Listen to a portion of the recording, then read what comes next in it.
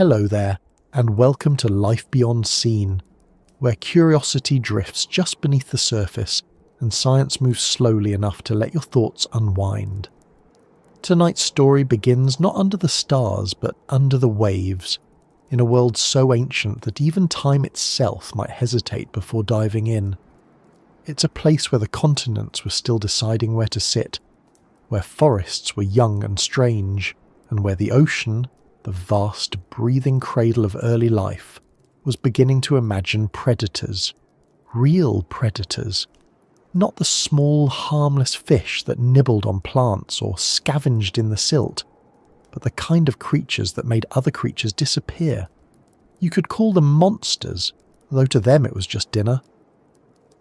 And among their favourite snacks, long before whales or giant squids ever existed, were the first sharks. Before we meet those hunters, I'd like to know, where are you listening from tonight? Somewhere near the sea, perhaps? Or maybe a city far from any shoreline, where the only waves come from passing cars? Wherever you are, just take a breath, a slow one. Imagine that instead of air, it's water pressing gently around you. You're suspended, weightless, drifting. Because to understand the Devonian period, the so-called Age of Fishes, you have to let go of everything familiar. There were no mammals, no birds, not even dinosaurs. The world was ruled by the water, and what swam within it was both beautiful and deeply unsettling. If you find this quiet journey soothing, maybe give it a like, or subscribe if you'd like to drift through more science made for rest rather than rush. It helps this little corner of calm reach others who might also need to trade their worries for a slow current and a softer kind of curiosity. Now, let's slip beneath the surface, because somewhere down there, in the dim green light of a half-formed world, the first sharks were gliding through the shallows, and something even larger was waiting for them. To imagine the Devonian Ocean is to picture a world both recognisable and alien. The continents were scattered like islands across a planet that was warmer than ours, with high levels of carbon dioxide in the air and no ice at the poles. Coral reefs bloomed across the shallow seas, immense living structures stretching for hundreds of miles, home to a bewildering variety of early fish, mollusks and crustaceans. The water itself would have shimmered with plankton, and the seafloor in many places was a shifting garden of sponges, algae and soft corals. It sounds idyllic until you remember that this world was also filled with teeth. The Devonian was when nature began experimenting with the idea of predators that could bite, crush and tear rather than just swallow. Evolution, it seems, was feeling ambitious. At this time, sharks were still new, not the sleek grey hunters we know now, but small cartilaginous fish with fragile skeletons, thin skin, and a nervous energy that made them dart through the shallows like anxious arrows. The earliest of them, creatures like Cladocelash or Stethocanthus, were only a few feet long. They had no bones, only cartilage, and they lacked the layered, serrated teeth of modern sharks. But even in this primitive form, they were remarkable. They could swim faster than most of their prey, turn sharply, and sense faint movements in the water. They were, in essence, the prototype of one of evolution's most successful blueprints, a design that would last for hundreds of millions of years. But the Devonian wasn't just about the sharks. It was about what surrounded them, what chased them, and occasionally what swallowed them whole. You see, the seas of that age were ruled not by sharks, but by fish with armour. These were the placoderms, creatures so heavily plated that they looked half mechanical. Imagine a fish whose head and shoulders were encased in bone, like a medieval knight's helmet fused to its body. Behind that armoured front, its tail and fins trailed freely, giving it both protection and power. They were the first animals to develop true jaws, a feature that changed everything. Before jaws, most life fed by filter or suction, pulling in whatever fit through a soft mouth. But once jaws arrived, so did choice, aggression, and the ability to bite through more than just plankton. The oceans, once relatively peaceful, were now places where everything was either predator or prey. Among these early jawed fish was one that would become legend, Dunkleosteus. If you've ever seen an illustration of it, you probably remember the mouth first. Instead of teeth, it had sharpened bony plates that acted like enormous shears, capable of slicing through armour, bone and muscle with terrifying efficiency. Its head alone could measure over 1 metre long, and when it opened its jaws, the suction created could pull in anything unfortunate enough to be nearby. By all estimates, this creature could grow up to 9 or 10 metres, roughly the length of a bus, and its bite force may have rivaled that of a modern crocodile or great white shark. But this was hundreds of millions of years before either of those animals existed. In the Devonian, Dunkleosteus was king. What's fascinating, though, is that this monstrous fish didn't appear out of nowhere. It was part of a long evolutionary arms race that began when fish first developed armour to protect themselves from predators, only for other fish to evolve stronger jaws to bite through that armour. This constant back and forth escalation shaped the Devonian ecosystem. The sharks, smaller and more flexible, were caught in the middle. They weren't strong enough to compete with the armoured giants head-on, so they evolved in another direction, speed and stealth. Their skeletons, made of cartilage instead of bone, allowed them to move with a fluidity the placoderms couldn't match. Where a Dunkleosteus had to turn like a tank, a shark could pivot on a dime and vanish into the gloom. It wasn't a fair fight, but it didn't have to be. Evolution rarely cares about fairness, only survival. Still, there were times when being small and fast wasn't enough. Fossil evidence suggests that even the earliest sharks bore the marks of attack, bite patterns that matched the jaws of large placoderms and other predatory fish. These weren't delicate nibbles. They were crushing, decisive bites that split bodies open. It's a strange thought, that the ancestors of today's top marine predators were once the ones being hunted. It reminds us that dominance in nature is never permanent. Every ruler of the sea is just a future fossil waiting for its replacement. The Devonian period stretched over some 60 million years, from around 419 to 359 million years ago, and during that time the balance between sharks and their rivals shifted constantly. Early on, the armoured placoderms held the advantage. They were the heavyweights of the sea, slow but unstoppable. But as the eons passed, the environment began to favour agility. Reefs expanded, coastlines changed, and open water became more common. In these new conditions, speed and sensory awareness mattered more than armour. Sharks, with their lighter bodies and keen senses, began to thrive. They developed electroreceptors to detect faint electrical signals in the water, an adaptation so advanced that modern sharks still use it today. It's almost poetic that the very creatures once bullied by giants would inherit the world after those giants fell. But before that could happen, the Devonian oceans had to test every form life could imagine. There were fish shaped like torpedoes, others like armoured boxes, and some that looked more like experiments gone wrong. Many of them vanished as quickly as they appeared, victims of competition, climate shifts, or sheer bad luck. The seas were full of strange forms, lobe-finned fish that would one day crawl onto land, eel-like swimmers with bony heads, and early ray-like creatures gliding just above the seabed. Each one played a part in a slow, intricate dance of evolution, and through it all sharks survived by staying small, staying fast, and staying alive. If you were to stand on a Devonian shore, you might not even notice them. The land at that time was mostly barren rock and moss, with the first real forests just beginning to form. Giant arthropods, like metre-long millipedes, crawled among primitive plants, and dragonflies the size of hawks filled the air. But it was in the water that the real drama unfolded. The shallows teemed with life, while deeper waters hid the true predators. Somewhere out there, beyond the reefs and sediment, the great armoured fish prowled, their silhouettes gliding like moving fortresses, and scattered among them, darting in flashes of grey and silver, the first sharks tried not to be noticed. Occasionally they failed. What makes this period so intriguing isn't just the creatures themselves, but the way they set the stage for everything that followed. The Devonian was when vertebrate life, the kind with backbones, learned to dominate the planet. It was when the concept of the predator became refined, efficient, and terrifying. It was when nature first explored what it means to be hunted and to hunt back. The monsters that ate sharks weren't just creatures of brute strength.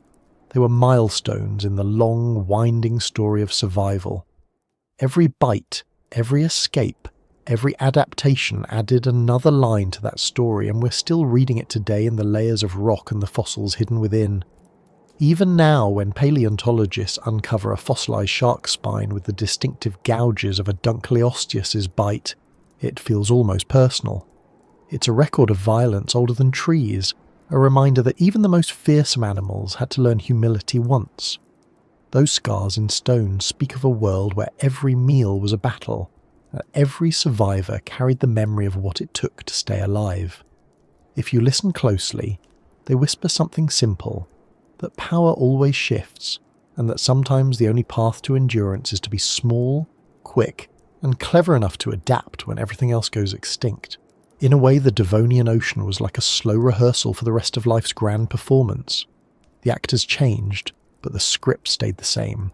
One species rose, another fell, the stage shifted, and the lights dimmed on the great armoured monsters that once ruled. But the sharks, fragile, underestimated and endlessly resourceful, never left the stage. They simply waited for the curtain to rise again.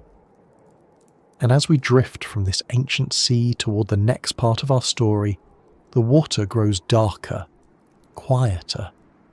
The armour-plated titans still rule for now, and the sharks still swim cautiously in their shadows. But tides, both literal and evolutionary, are beginning to turn. Something new is stirring in the deep, and even the monsters that once devoured sharks will soon face an ending of their own. When the world belonged to water, the continents were still half-formed thoughts drifting in the heat of a restless planet. The air was thick with carbon dioxide, the sky faintly tinted by volcanic haze, and the sea stretched almost endlessly, swallowing most of the horizon. It was an oceanic Earth, a place where life had committed fully to the water long before it ever considered land. Everything that breathed, hunted, hid, or died did so beneath the waves, and if you could have stood anywhere on that ancient shoreline, it might have felt less like standing on a planet and more like balancing on the edge of something alive. The world pulsed with tides, oxygen flowed differently, and every ripple on the surface was the echo of something evolving below. Back then, continents were wandering.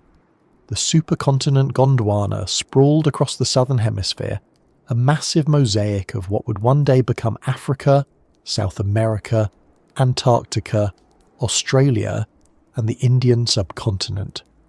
In the north, smaller landmasses like Euramerica floated apart, colliding slowly over millions of years. Between them stretched shallow seas, broad, sunlit expanses teeming with life. These shallow waters were like enormous nurseries for evolution, warm, oxygenated, and filled with minerals that fed coral reefs and algae blooms. Most of the creatures that lived there would never have seen open ocean. They stayed close to the coastlines, to reefs and lagoons, to the light that filtered down through greenish water. It was a world in motion, but its pace was so slow that only fossils can now tell us what changed and how. If you could dive into one of those Devonian seas, the first thing you'd notice is the strangeness of the light. The sun would reach only so far before dissolving into a murky twilight. Suspended in the water were clouds of plankton, tiny organisms that turned sunlight into energy, and, in doing so, made the oceans bloom. These drifting specks of life supported everything else, from tiny crustaceans to large filter feeders.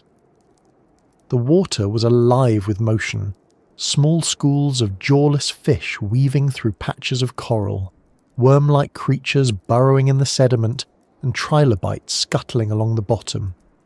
Everywhere you looked, there was life trying something new. It was an experimental age when nature hadn't yet decided what worked best. Shells came in every imaginable shape. Fins sprouted in odd places, and armour grew thicker as mouths grew sharper.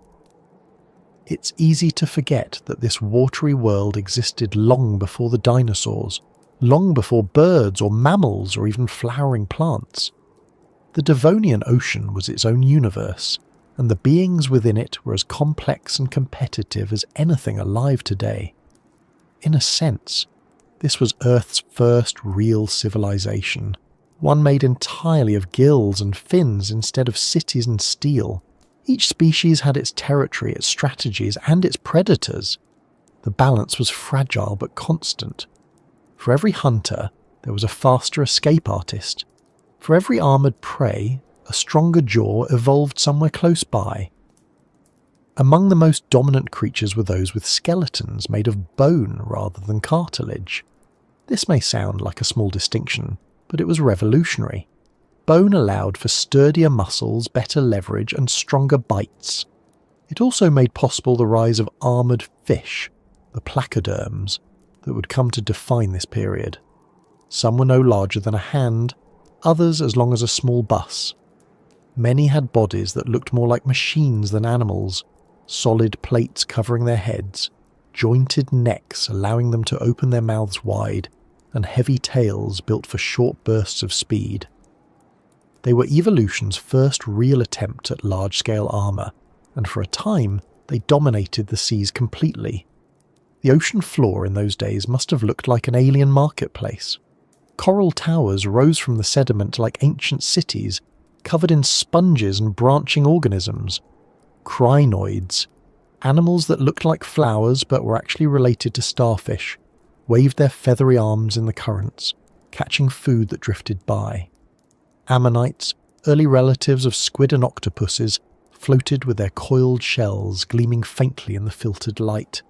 Every inch of space was occupied. Predators patrolled the reefs, smaller fish darted between coral structures, and scavengers cleaned up what was left behind. If you listened closely, not that sound travels the same underwater, you might almost imagine the hum of a living machine, a whole biosphere turning gears beneath the waves. Sharks, in contrast, were still finding their place. They weren't yet the apex predators of the ocean, but more like opportunists. They scavenged, ambushed, and explored. Some species were barely recognizable as sharks at all. One had a strange, flat spine rising from its back like a sail. Another had teeth shaped for grinding rather than slicing. They were evolutionary prototypes, each generation tweaking the design, trying to find what worked. It would take millions of years before sharks perfected the sleek, torpedo-like shape we associate with them now. In the meantime, they were small players in a much larger game dominated by the armoured giants. Life in the Devonian was constantly adapting to both predators and environment. The oceans were rich in nutrients, but they could also turn deadly when oxygen levels dropped. Algae blooms sometimes spread so thickly that they suffocated the water beneath them, leaving layers of dead zones where nothing survived. Volcanic eruptions poured ash into the seas, altering chemistry and temperature. Earth was unstable, dynamic, and the creatures living in its oceans had to evolve or vanish. Those that managed to survive were the ones that learned flexibility, not in muscle, but in design. Sharks, with their simple skeletons and efficient reproduction, were better equipped for change than their heavily armoured rivals. It was a small advantage, almost invisible at first, but it would one day tip the balance of power entirely. For now, though, the giants ruled. The most fearsome among them, Dunkleosteus, was not just large but efficient. Its jaws could snap open in a fraction of a second, creating a vacuum that sucked prey inward. Once inside, there was no escape. Fossils show clean, sharp incisions in the bones of other fish, marks that match perfectly with Dunkleosteus's bony plates. Its bite could crush through armour, break through bone, and tear apart anything soft. Sharks were on its menu not because it preferred them, but because they were there, abundant, easy to catch, and too fragile to resist. It's strange to think that these early sharks, which would one day dominate the oceans for hundreds of millions of years, were once little more than snacks to a creature that has been extinct for over 350 million years. But in the Devonian, nothing stayed still for long. Evolution was relentless, and as soon as one group of creatures gained the upper hand, another began finding ways to challenge it. The coral reefs that stretched across the seas weren't just habitats, they were battlegrounds. Predators hunted there, scavengers cleaned up the leftovers, and smaller species used the coral's labyrinths to hide. Each reef was its own tiny world, filled with its own dramas. A shark might dart into a gap between corals to escape a pursuing placoderm, only to run into another predator lying in wait. The Devonian Sea wasn't just filled with life, it was layered with it, stacked in a complex web of interactions that mirrored modern ecosystems more than primitive ones. If you could have hovered in one place and watched over time, you would have seen the shapes of these creatures change across generations. Fins shifted position, mouths grew wider, scales became thicker or thinner depending on who was chasing whom. It was evolution in constant negotiation, every adaptation a response to another. For instance, when placoderms developed heavier armour, sharks responded with greater speed and agility. When reef fish began hiding in tighter spaces, predators evolved narrower snouts or flexible jaws to reach them. Each improvement in one species echoed through the ecosystem like a wave, forcing change in everything else. This was how complexity grew, not from competition alone, but from the endless feedback between hunter and hunted. While the oceans were teeming, the land above them was just beginning to stir. The Devonian is often called the Age of Fishes, but it was also when plants conquered land. Early trees, primitive relatives of ferns, were spreading across damp coastlines, binding soil and slowly reshaping the planet's atmosphere. The oxygen levels began to rise, cooling the climate and creating more stable weather. Over millions of years, this shift would transform the environment, but in the meantime, most of life remained in the water. Land was still an uncertain place, filled with challenges like gravity, desiccation, and ultraviolet light. Only a few adventurous creatures like lobe-finned fish dared to venture out. The ocean remained the centre of existence, the cradle and the arena, where the drama of life and death played out daily and without pause. Sometimes it's easy to think of prehistory as static, a list of creatures that appeared and vanished. But in the Devonian, time was more like a continuous motion picture. Whole lineages rose and fell, ecosystems flourished and collapsed, and each extinction made room for something new. There were at least 2 major extinction events during this period, both of which reshaped marine life. One was triggered by changes in sea level and oxygen depletion, wiping out many reef-building organisms. The other, later in the Devonian, hit the armoured fish particularly hard. The giants that had ruled for millions of years began to disappear, leaving behind smaller, more adaptable species. It wasn't sudden, not like the dramatic asteroid strikes of later ages. It was a slow unravelling, a long, quiet decline that gave faster creatures, like sharks, the opening they needed. When we think of monsters that ate sharks, it's easy to focus only on the teeth and the power, but the real story lies in the transitions. Every predator, no matter how strong, exists within the boundaries of its time. The Devonian placoderms were unstoppable in their world, yet that same armour that made them invincible also made them inflexible. When the seas changed, they couldn't adapt. The sharks, lighter and more experimental, endured. It's a reminder that evolution doesn't reward strength alone, it rewards resilience.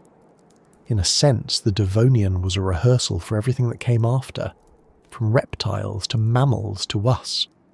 The same rule still applies: adapt or disappear. In this ancient world, night and day didn't mean much to the creatures below. Light barely reached the depths where many of them lived. The rhythm of their existence was set instead by temperature, current, and hunger. There was no silence, just the constant motion of life feeding and being fed upon. The Devonian ocean wasn't hostile, it was simply indifferent, the way all natural systems are. Each creature filled its role until it could no longer, and then something else took its place. The sharks that survived those early ages carried with them a design so efficient that it needed little change over the next 400 million years. Their survival wasn't luck. It was the result of being built for a world that never stopped shifting. And so, when we imagine those monsters that once hunted sharks, it's not just about the jaws or the size. It's about the world that created them. A world ruled by water, by experimentation, by the endless testing of what life could be. The Devonian wasn't just an age of fishes. It was an age of discovery, of possibility. Everything that would come later, from reptiles to birds to humans, owes something to those first predators and prey. The rules of survival were written there, in salt and bone and motion, and they've never really changed. The world that belonged to water eventually began to dry its feet on the shores, but for now, in this story, we stay submerged. The reefs still hum with life, the armoured fish still rule, the sharks still dart through the shadows. Somewhere above, volcanoes rumble and the continents inch toward each other, but down here, the ocean doesn't care. It just keeps breathing, slow and vast and patient, holding within it every secret of what's to come. And among those secrets, something small and flexible waits, an idea shaped like a shark, ready to inherit the sea once the monsters have finished their meal. If you picture a shark, the image that comes to mind is probably sleek and efficient, something honed by millions of years of evolution, a creature that looks as though the ocean itself decided to become an animal. But the first sharks didn't look like that. They were smaller, stranger, and uncertain in form, as if nature were still sketching ideas and couldn't decide which version to keep. Their reign began quietly, almost unnoticed, in the corners of reefs and the shadows beneath the armoured giants that ruled the seas. They weren't yet the terror of the deep, they were the survivors hiding in plain sight. The earliest known sharks appeared over 420 million years ago, near the end of the Silurian period, and by the Devonian they had already spread widely through the oceans. These were primitive forms, cartilaginous fish, whose skeletons were soft, lightweight, and rarely preserved as fossils. What remains of them are mostly teeth and fragments of scales, tiny clues that tell scientists how adaptable these creatures were. A complete skeleton is almost unheard of, which makes reconstructing their lives more like detective work than discovery. Still, from these fragments, a picture has emerged. Small, agile hunters moving with precision through shallow seas, built not for brute strength, but for survival through efficiency. Unlike the heavy-plated placoderms, sharks had skeletons made entirely of cartilage, a flexible, rubbery tissue that doesn't fossilize well but offered enormous advantages in life. Cartilage is lighter than bone, allowing sharks to float more easily without needing the air bladders that many bony fish later evolved. It also bends, which meant sharks could twist, pivot, and accelerate faster than any of their armoured contemporaries. This agility gave them the one edge that mattered most in an ocean full of slower, heavily protected creatures: control of movement. In a world where jaws were new and armour was everywhere, being able to move first and move fast was often the difference between predator and prey. One of the earliest known sharks, Cladocelache, lived around 370 million years ago. It reached lengths of up to 2 meters, had a torpedo-shaped body, and lacked the scales that covered most other fish. Its mouth was positioned at the front of its head rather than underneath, giving it a forward-facing attack angle like modern fast-swimming sharks. Fossils show a body built for speed: smooth skin, powerful tail fins, and large gills that could draw in oxygen efficiently. Inside, its digestive system was simple, streamlined for a predator that didn't waste time chewing. When it caught something, it swallowed it whole. Remnants of other fish have been found inside Cladocelache fossils, sometimes swallowed head first, which suggests a precise, practiced hunter rather than an opportunistic scavenger. Still, Cladocilic wasn't the only shark-shaped experiment happening in the Devonian. The seas were full of related species, each trying its own variation on the design. Some had long, eel-like bodies suited to weaving through reef crevices. Others had spiny dorsal fins for defence, like Climatius, a small sharp-featured shark whose back was armed with a row of defensive spines. There were also oddities like Stethocanthus, sometimes called the anvil shark, with a flat brush-shaped structure on its back that has puzzled scientists for decades. It may have been used in mating displays or intimidation, though no one is certain. Each of these species represents an evolutionary branch that ended long ago, but collectively they show how versatile the shark blueprint was even in its earliest form. At this stage in Earth's history, sharks were not the top predators. That title belonged to the armoured placoderms, particularly Dunkleosteus and its kin, whose crushing jaws could break through almost anything.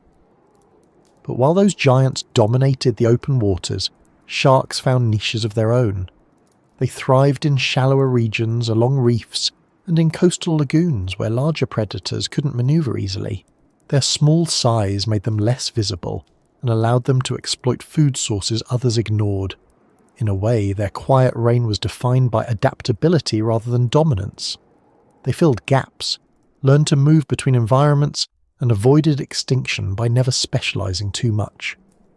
The contrast between sharks and their contemporaries was stark. Placoderms were armoured fortresses. Their skeletons were heavy, their bodies rigid, and their movements deliberate. Sharks were the opposite, light, flexible, and responsive. Where a placoderm might rely on power and armour, a shark relied on awareness and timing. Even this early in their evolution, sharks possessed sensory systems that made them remarkable hunters. Their lateral lines could detect vibrations from struggling prey, and their keen sense of smell allowed them to follow faint chemical trails through the water. Later species would refine these abilities even further, developing electroreception to detect the electrical fields produced by living organisms, but the foundation for those senses was already being laid during the Devonian. Their teeth tell another part of the story. Early sharks had simpler teeth than modern species, small, smooth and conical, designed more for gripping than slicing. These teeth were arranged in rows that could be replaced throughout the shark's life.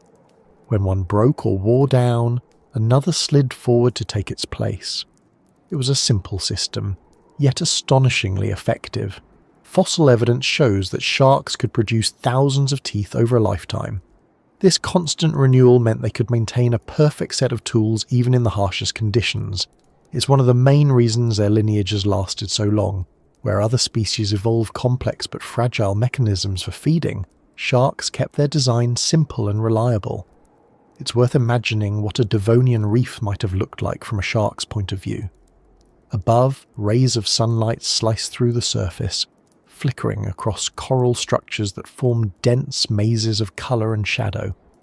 Small fish darted between gaps in the coral, while strange creatures like early lungfish moved sluggishly near the bottom. A shark glided through it all, silent except for the faint ripple of its fins. It could sense the pressure waves of movement around it, smell the chemical signatures of injured prey, and adjust its course without thinking.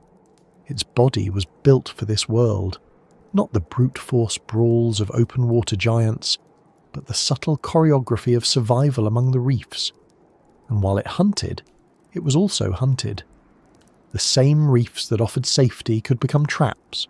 A shadow overhead might not be another fish but the armoured head of a placoderm descending an ambush. Even if the shark escaped, it would do so narrowly, forced to grow smarter and faster. This constant pressure forged resilience. Every generation that survived passed on traits that improved its odds. Better speed, sharper senses, a keener instinct for danger. Over time, these refinements added up to something extraordinary. An animal that could not only survive extinction events, but thrive in their aftermath. Sharks' reproductive strategies were also part of their success. While many fish scattered their eggs and left them to chance, some early sharks retained embryos inside their bodies, giving birth to live young, or protecting their eggs until they were ready to hatch. This increased the chances of survival in a dangerous ocean. Fossils suggest that some species had specialised egg cases with tough, leathery shells, an innovation that still exists in some sharks today. It's a small evolutionary detail, but in an environment where the weak were constantly devoured, even small advantages made a difference. Scientists studying early sharks often describe them as the ocean's first real specialists in efficiency. They didn't dominate their ecosystems through size or strength, but through design that required little energy to maintain. Their skeletons were light yet strong. Their skin was covered in dermal denticles, tiny tooth-like scales that reduced drag and made them nearly silent in the water. These features gave them a hydrodynamic advantage that even modern engineers still study when designing underwater vehicles. It's a testament to how refined the shark's form already was hundreds of millions of years ago. But perhaps the most fascinating part of their quiet reign is how unassuming it was. For all the monstrous creatures of the Devonian, it's the sharks, the small, quick, unarmoured ones, that would ultimately outlast the giants. They didn't conquer by fighting, they simply endured. When the great armoured placoderms went extinct near the end of the Devonian, sharks were already positioned to take over the vacant niches. Their flexibility allowed them to adapt to the changing seas that followed, where oxygen levels fluctuated and coral reefs collapsed. Other lineages vanished completely, but sharks persisted, slipping through history like shadows that never quite disappear. Some fossils even hint that sharks were beginning to diversify, long before the extinction of their rivals.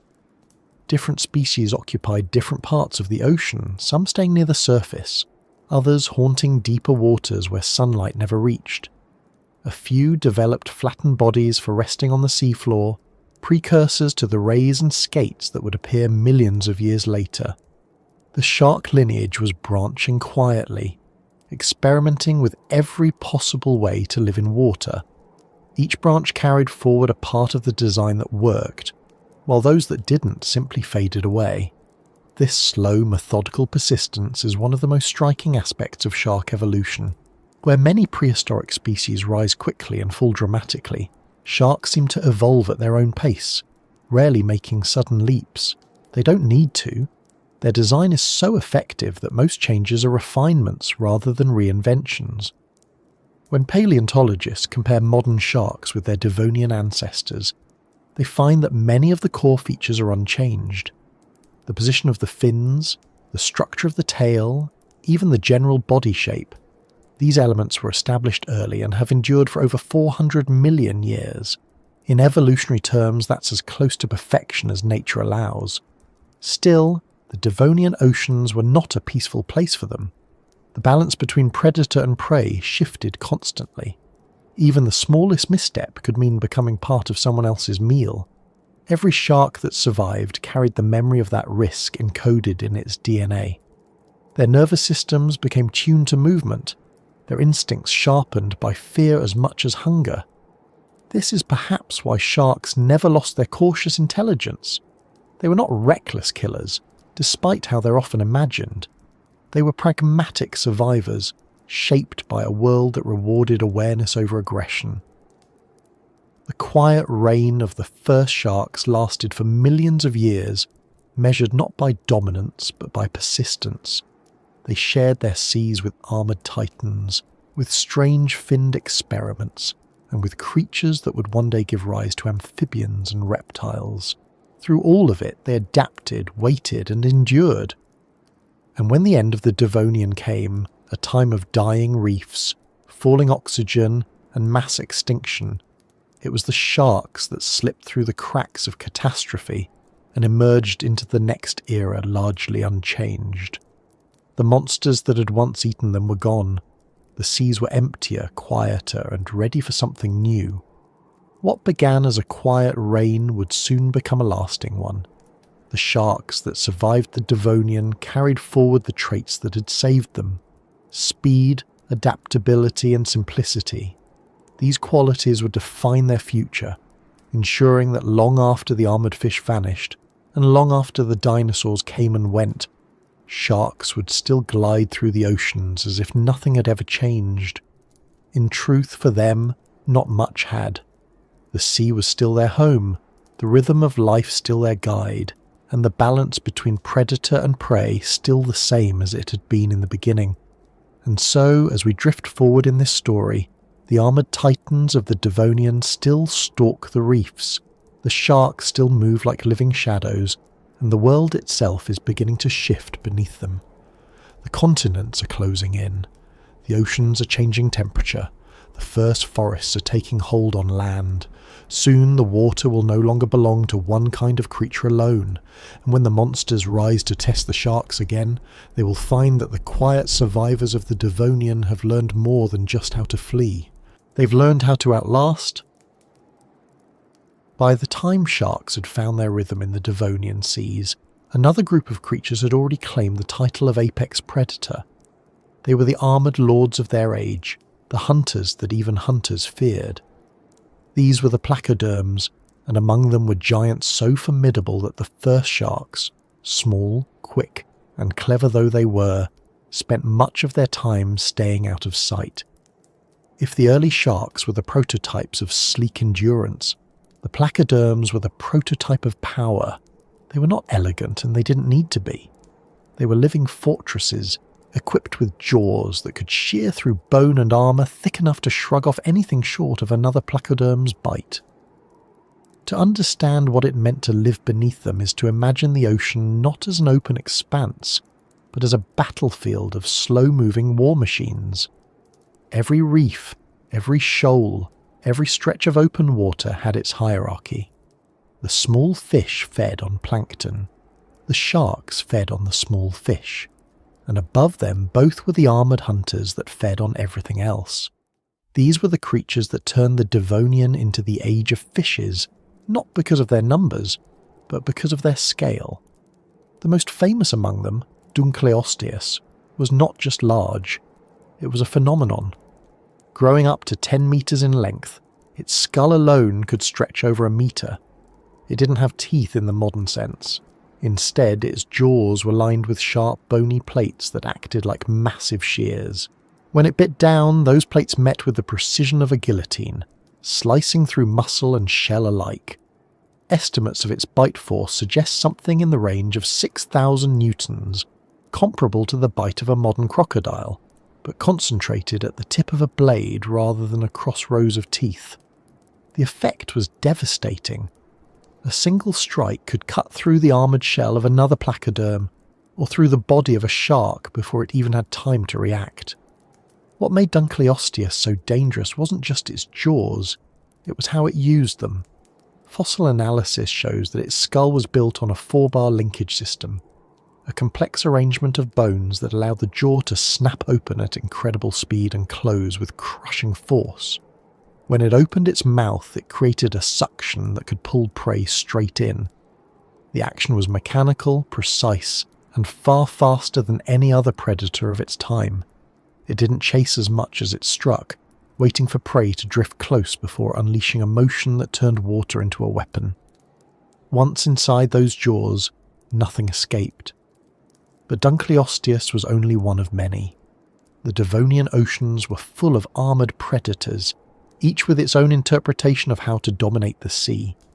Some were massive like Dunkleosteus, while others were smaller but faster, with streamlined armour and agile fins. The group as a whole, the placoderms, had diversified into hundreds of species, from small bottom dwellers to open water hunters. They were united by their distinctive feature, armour plates fused into their skin.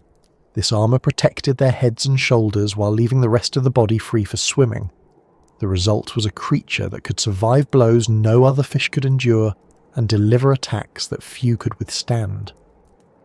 In a world before reptiles, before even amphibians had fully conquered the land, the placoderms were the first animals to bring true aggression to vertebrate life. They were the original experiment in complex predation, the point where evolution began combining defense, offense, and strategy in a single organism. They didn't just survive, they ruled. For the smaller sharks of the time, living alongside them must have been a daily exercise in calculation. The sharks had the advantage of speed and manoeuvrability, but one mistake, one wrong turn into open water could mean instant death. Fossilised remains of early sharks show bite marks that match the shapes of placoderm jaws. The edges of those wounds are smooth and curved, the kind of damage only a bony blade could make. In some cases, entire sections of skeletons are missing, as if bitten clean through. These were not random attacks, they were targeted, efficient kills. The hunters above the hunters had learned to recognise the movement patterns of smaller fish, and they used patience as effectively as power. A Devonian ocean, seen from above, would have looked peaceful enough. Broad patches of coral reef stretched toward the light, shoals of fish shimmered like clouds, and the surface broke gently in the wind. But below that calm surface the scene changed. In deeper channels the water grew murkier, and the outlines of massive armoured predators moved in and out of view. Their eyes, often positioned high on their heads, could catch the silhouettes of prey against the light above. They rose from the shadows, jaws opening with hydraulic precision, and vanished again into the gloom before the water had time to settle. Sharks, sensing the vibrations, would scatter in all directions, each trying to blend into the haze. Survival meant knowing how to disappear. It's strange to think that the ancestors of modern sharks were shaped not only by their own evolution, but by the fear of creatures now long extinct. The adaptations that make sharks such efficient hunters today, their alertness, their sensitivity to motion, their ability to react faster than almost any other fish, were forged in the presence of these armoured giants. Every muscle twitch, every reflex, every pattern of movement that helped a shark evade a predator became part of its evolutionary toolkit. In that sense, Dunkleosteus and its kin didn't just dominate their era, they sculpted the future. The placoderms themselves were a remarkably diverse lineage. Some species lived near the surface, feeding on smaller fish and crustaceans. Others haunted the seafloor, crushing shellfish and armoured invertebrates with their heavy jaws. There were even species that lived in freshwater rivers and lakes, showing that this group could adapt to almost any aquatic environment. Their success was astonishing, but it came with a hidden weakness: specialization. The very armour that made them powerful also made them dependent on stable conditions. Their size required enormous amounts of food, and their heavy bodies limited their ability to migrate when the environment changed. In an age when the Earth's climate was volatile, that rigidity would prove costly. Still, during their prime, the placoderms left almost no ecological niche unfilled. Smaller species like Bothria lepis lived along the bottom, filtering detritus and plants, while mid-sized predators like Cocosteus hunted in coastal waters. Each filled a specific role, and together they formed the backbone of Devonian marine ecosystems. Sharks occupied the periphery, important but secondary. They cleaned up the leftovers, hunted small prey, and avoided direct confrontation with the armoured elites. Yet even as the placoderms grew stronger, sharks continued to evolve quietly in their shadow. It's a dynamic that repeats throughout evolutionary history. While one group dominates, another adapts quietly, waiting for its turn. The interaction between these two lineages must have been constant and brutal. When a placoderm attacked, it did so with overwhelming force, but its armour made it slower. A shark, on the other hand, could strike quickly but had to flee just as fast. It was a balance between power and precision. Neither had a clear advantage, but their competition drove both to refine their designs. Placoderms evolved stronger jaws and faster strikes, while sharks improved their speed and sensing ability. Over millions of years, this evolutionary arms race shaped the anatomy of both groups. It was one of the earliest examples of predator-prey escalation on a planetary scale. The fossil record captures only fragments of this struggle, but the story it tells is unmistakable. You can see it in the distribution of bite marks, in the wear patterns on armour plates, and in the teeth scattered across ancient seabeds. Some sites show layers of crushed placoderm remains mixed with shark fossils, suggesting that the two died in the same catastrophic events, perhaps volcanic eruptions or sudden drops in oxygen. Other sites show isolated shark fossils with evidence of predation, their spines bent or bitten through. These are not random accidents. They're the record of a world in constant conflict, where even the most powerful hunter could become prey in a heartbeat. What's remarkable is how short the reign of the placoderms actually was in geological terms. They rose quickly in the early Devonian, flourished through the Middle Period, and were gone by the end. Their entire history spanned less than 70 million years, a blink compared to the 400 million year survival of sharks. For all their power, their dominance was temporary. When the global environment began to shift, when sea levels fell, reefs collapsed and oxygen levels dropped, the heavy specialised placoderms couldn't adapt fast enough. The smaller, lighter sharks could. They slipped through the gaps left behind by the giant's downfall not by fighting, but by enduring. Still, during their height, there was nothing in the ocean that could match a creature like Dunkleosteus. Its sheer size and power have made it a favourite of paleontologists and artists alike, often depicted as a prehistoric version of a killer whale or crocodile. Yet in life, it was probably stranger than that. Its body, despite its massive head, may have been relatively short and stubby, more like a compact torpedo than a long fish. This shape suggests bursts of speed followed by stillness, a predator that attacked with sudden explosive motion and then drifted slowly afterward. It didn't chase, it ambushed, it didn't waste energy, it waited. The efficiency of its hunting behaviour may explain how such a large predator could survive in ecosystems that were still developing complex food webs.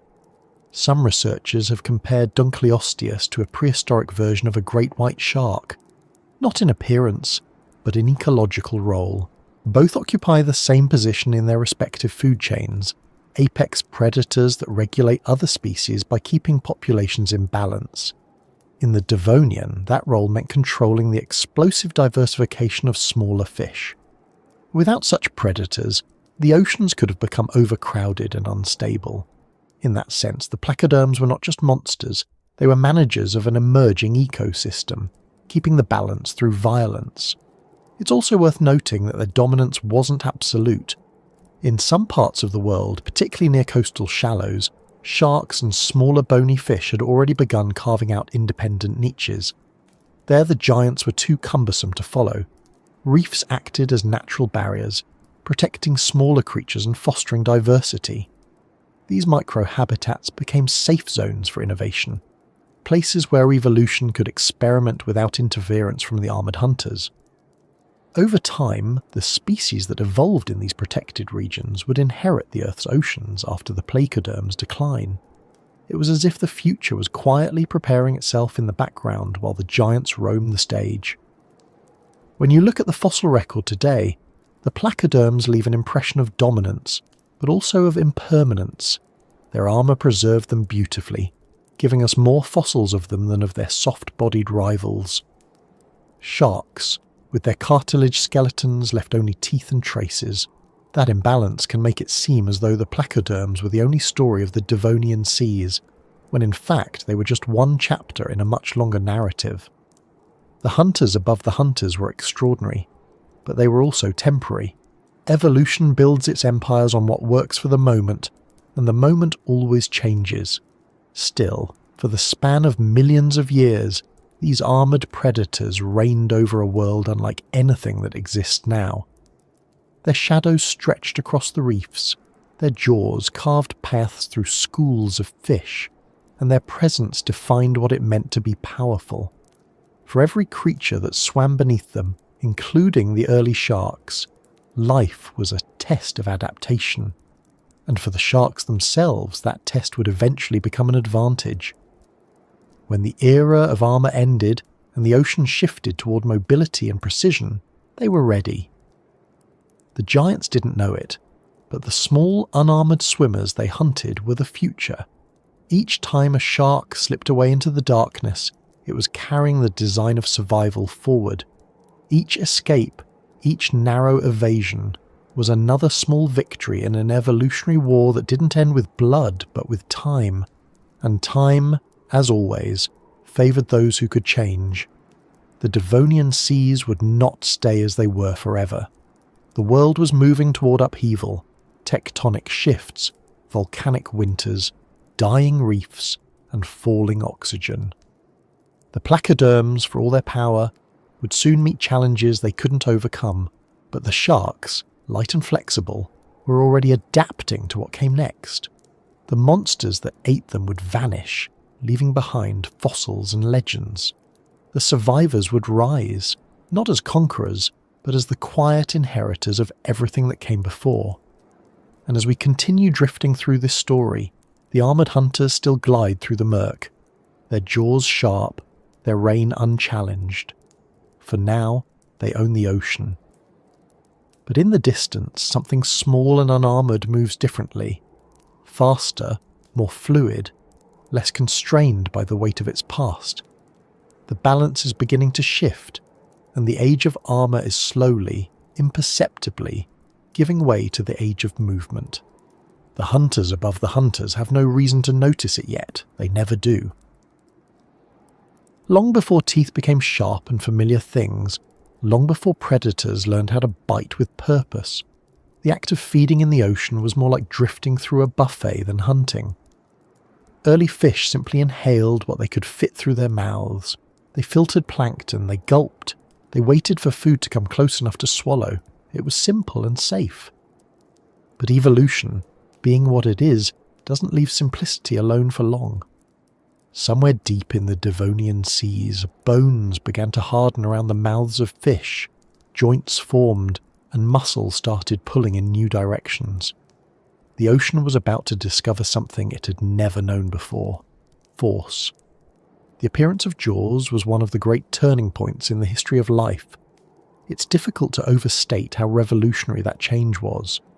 Before jaws, most creatures depended on chance encounters with food.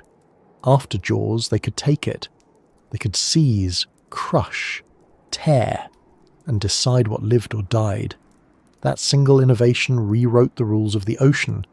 The Devonian became the testing ground for this new idea, a time when bone met motion, and feeding became a deliberate act of violence rather than a passive exchange. It was here that the line between predator and prey became clear for the first time. The architects of this transformation were the placoderms. These heavily armoured fish had taken the concept of bone and built their entire existence around it. Their heads and shoulders were covered in thick plates fused like natural helmets.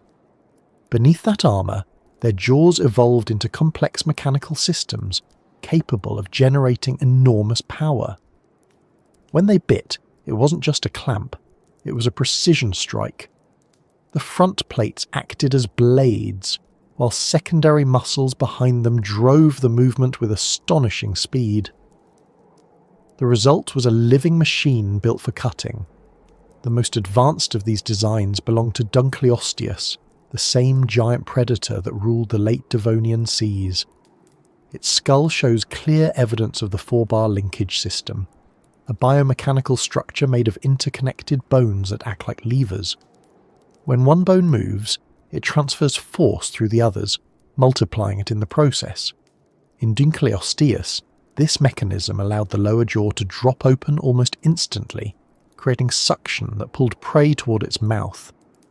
Then, with a fraction of a second's delay, the upper jaw snapped shut with crushing strength. No other fish of the time had anything like it. It was, in effect, the first known example of an engineered feeding system in nature. To understand how extraordinary this was, you can compare it to modern animals. Crocodiles and great white sharks, for instance, use muscle power to generate bite force. But in Dunkleosteus, bone did much of the work. Its jaw operated like a trap designed to convert minimal muscle input into maximum output. In tests with digital reconstructions, researchers estimate that its bite could deliver more than 11,000 pounds of pressure per square inch at the edges of its bladed plates. That's enough to shear through armour, bone, or the thick shells of ancient invertebrates. Nothing else in the Devonian came close, but not all jaws were built for destruction. The early Devonian seas were full of experiments, fish trying out different versions of this new idea. Some jaws were small and lined with flat crushing plates for breaking shells. Others were narrow and needle-like, adapted for snatching quick-moving prey. In some species, the jaws didn't even have real teeth yet, just serrated edges of bone that acted like primitive cutting tools. Evolution at this point was running multiple trials at once. The result was an ocean full of prototypes, some fast, some clumsy, some surprisingly efficient. The Devonian wasn't just the age of fishes, it was the age of innovation. For the first sharks, this revolution posed both a challenge and an opportunity. Their skeletons were made of cartilage rather than bone, which limited how much crushing power they could generate. But cartilage being lighter gave them an entirely different advantage: speed. Instead of developing massive jaws like the placoderms, sharks refined the art of motion. Their bites became quick, repeatable and flexible. They didn't need to crack through armour, they needed to strike where armour wasn't. In that contrast between bone and cartilage, between brute strength and fluid movement, two evolutionary philosophies emerged. One favoured power, the other efficiency. The history of ocean life ever since has been a conversation between those two ideas. If you imagine a Devonian seascape, it's not hard to see how these designs shape the ecosystem. Coral reefs were the stage, built from vast colonies of early corals and sponges. Small fish darted between the crevices, feeding on algae and plankton. Above them, the shadows of predators passed slowly, their armour glinting faintly in the dim light. Every few moments one of those shadows would dip lower, jaws opening in that mechanical flash, and another creature's movement would end abruptly. The water was thick with the debris of feeding, bits of shell, scales and drifting silt, stirred up by the constant motion of a hunter's at work. But the jaws of metal and bone didn't just change how fish hunted, they changed how fish defended themselves. Prey began evolving thicker scales, faster reflexes and more complex behaviours. Some species developed schooling patterns to confuse predators, others buried themselves in sand or mud, hiding their soft bodies from the crushing jaws above. In this arms race, every adaptation led to another. The more efficient the predator became, the more ingenious its prey needed to be. For every bite that landed, there were hundreds that didn't. The balance between attack and escape became the central rhythm of life underwater. Among the smaller predators, variations on the jaw design began appearing almost as soon as it evolved. Some early sharks experimented with rows of replaceable teeth, structures that could fall out and regrow indefinitely. This innovation may have begun as a repair mechanism, but it quickly became a defining feature. Instead of relying on one set of teeth, sharks could afford to lose them with every hunt. Their jaws became living conveyor belts, each new tooth pushing the old ones forward. While placoderms could break anything, sharks could bite forever. That difference would matter when the seas began to change. The great armoured hunters, for all their might, were prisoners of their own construction. Their armour limited how far their jaws could open, and their heavy skulls slowed their reaction times. In stable environments they were unstoppable. But as conditions shifted, when oxygen levels dropped or prey species declined, their specialisation became a liability. They couldn't adjust quickly enough. Sharks, with their lighter frames and regenerative systems, could. It was a subtle shift at first, barely noticeable, but it was the beginning of the end for the giants. Evolution rewards not just strength but adaptability, and cartilage proved to be a better long-term investment than bone. Still, while they lasted, the armoured hunters ruled absolutely. The evidence is written in fossils: jaws locked in combat, bite marks gouged into armour, and whole assemblages of shattered skeletons buried together. Some sites suggest mass feeding events, where multiple predators may have converged on a dying reef, devouring everything in reach. The power of their jaws left physical scars on the world, marks so deep they remain visible hundreds of millions of years later. When paleontologists find those fossils today, they can almost feel the violence behind them. A single bite from one of those predators could split rock-hard bone. Imagine what it did to soft flesh. For a long time, scientists believed that the placoderm's jaws were primitive compared to modern fish. That idea has changed completely in recent decades. With new imaging technology, researchers have discovered just how complex these ancient jaw systems really were. The internal structure of Dunklosteus's skull, for instance, reveals interlocking joints, tendon attachment points, and mechanical leverage systems so advanced that they rival those of modern reptiles and mammals. In some ways, the evolution of jaws had already reached a level of sophistication in the Devonian that wouldn't be seen again for millions of years. This sophistication came with trade-offs. Armour and mechanical strength required energy.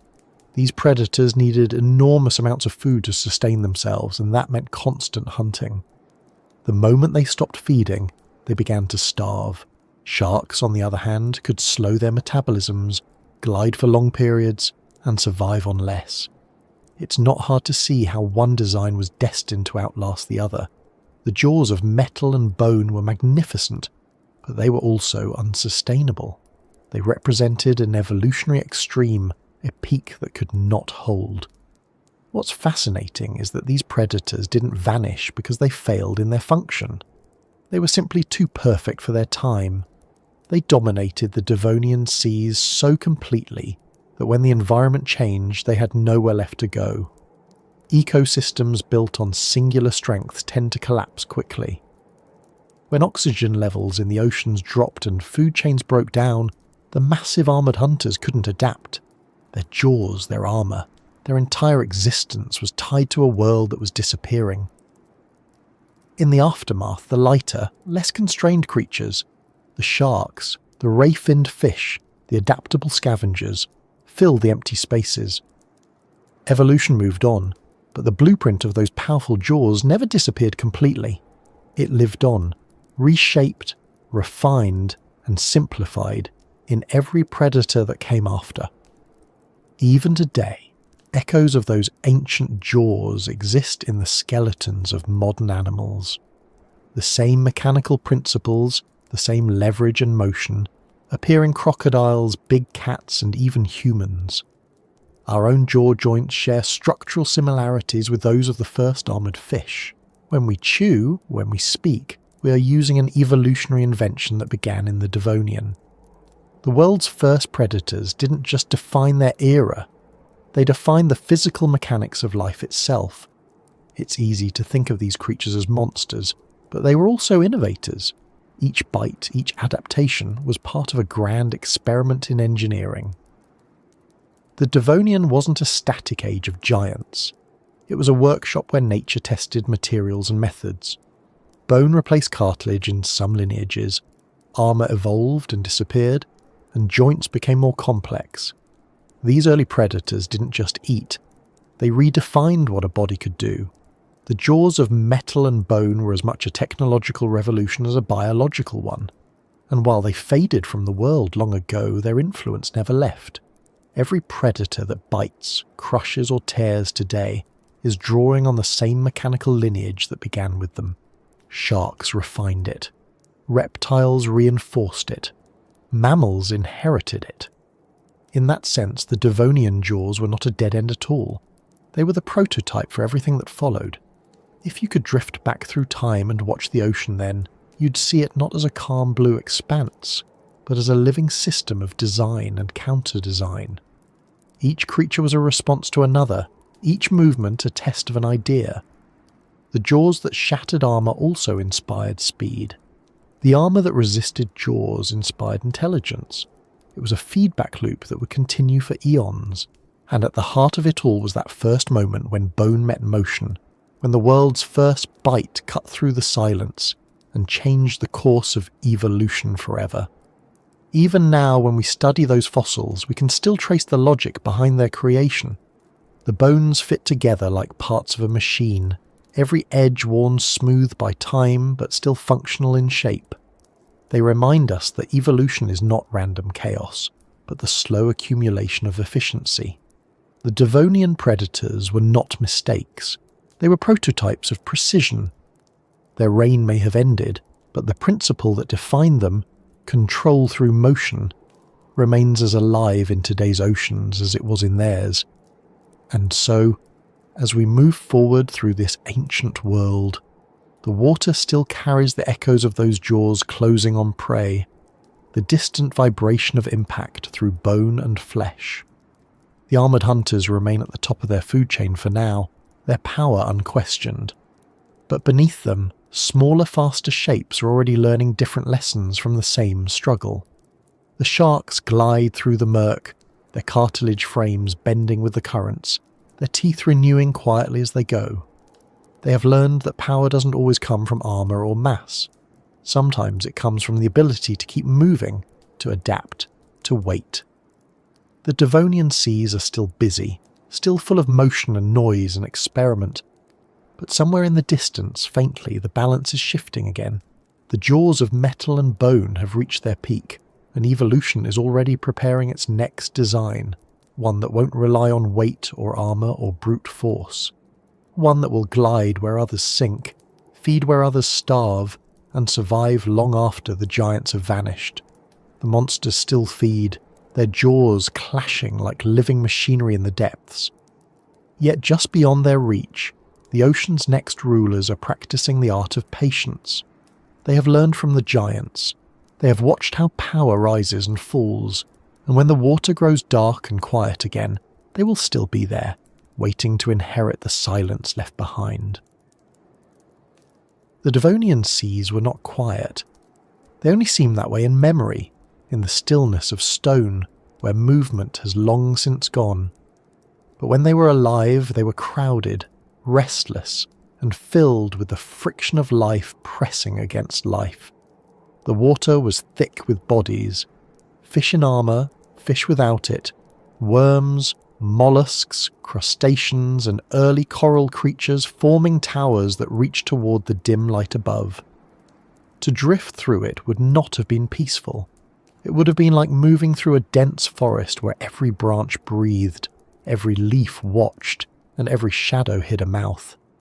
This was the world that evolved out of the first jaws and the first armour, a world that no longer belonged to passive feeders or drifting grazers.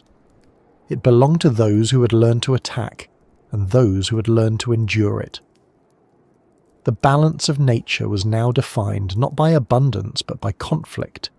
Each species that survived did so by finding a way to live within the tension. The oceans of armour and shadows were both magnificent and brutal, a place where strength had taken physical form and covered itself in plates of bone. Placoderms were everywhere. They were not all giants. Most were small, maybe the length of your arm, some even smaller. Their armour varied from delicate overlapping plates that looked almost decorative to heavy fused shields that gave the appearance of a walking fortress. Each design spoke to a different way of life. Some placoderms grazed the seafloor, using their jaws to crush shells and sift through sand for nutrients. Others lurked near the reefs, waiting for smaller fish to swim too close. The largest, like Dunkleosteus, patrolled the open waters. Collectively, they filled the ocean like a single, massive organism with many forms. What defined them was not just their armour, but the way it divided their bodies. The front was encased in bone. The back remained flexible. It was a compromise between protection and movement, a living experiment in balance. For many millions of years, it worked flawlessly. Few animals could pierce their armour. The only real threat came from others like them, which meant that much of the predation in the Devonian was predator against predator. Armoured fish biting into armoured fish. It sounds like something from a nightmare, but to the creatures of that age, it was simply life. And yet, not everything in the sea wore armour. Alongside these plated hunters swam a growing number of unarmoured species, each carving out space where armour failed to reach. Sharks were among them, fast and lean, slipping through cracks in the hierarchy. They did not compete directly with the giants. They survived in the gaps between them. There were also early bony fish, the ancestors of the modern ray-finned species, developing lighter skeletons and smaller scales. Their advantage was speed. They could move where the armoured fish could not, darting into shallow lagoons or dense reefs. Over time, their numbers began to rise. Armour was protection, but it was also weight, and the oceans were slowly filling with creatures that preferred freedom to defence.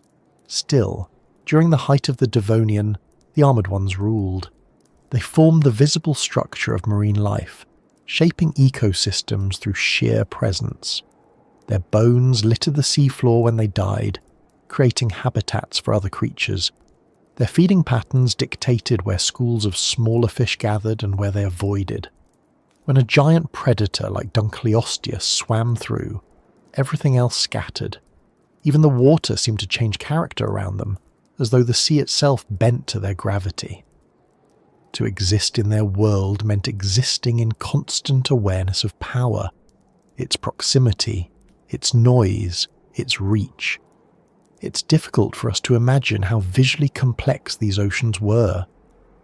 Light didn't travel far, and most of the deeper zones were shrouded in perpetual twilight. The upper waters shimmered with green and gold, lit by algae blooms that spread like clouds. Below, the light fractured into blue-grey haze. In this murky half-dark, shapes were more important than colours. Movement became the language of survival. A sudden flick of a tail could be the difference between life and death. The armoured predators used this to their advantage. Many had eyes set high on their skulls, adapted to detect silhouettes against the brighter water above. From below, they could watch for the faint outline of prey, rise silently and strike before being seen. The smaller fish responded by learning to hide in plain sight. Some developed counter-shading, dark on top, light underneath, to blend with both the seafloor and the surface glow. Others clustered in the schools where thousands of identical bodies moved together, confusing predators that relied on single targets. These strategies are still in use today, and they began in these Devonian seas. The ancient balance between hunter and hunted was already refining the same techniques that would persist for hundreds of millions of years. But the armour, for all its effectiveness, came with costs.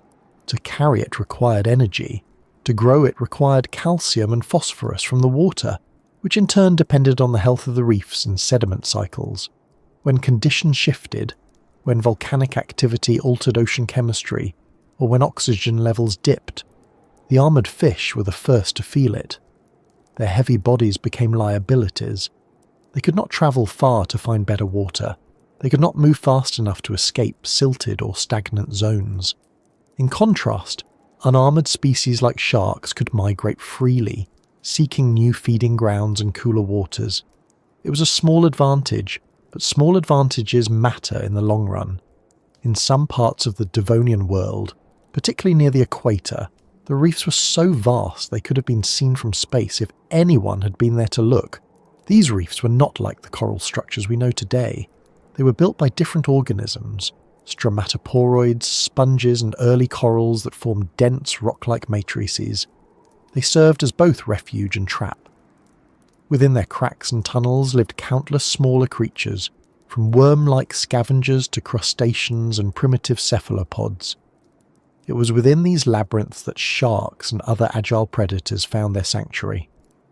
The armoured hunters, too large and cumbersome to follow, circled outside like wolves around a warren, waiting for something to emerge. The deeper parts of these oceans were colder, darker, and stranger.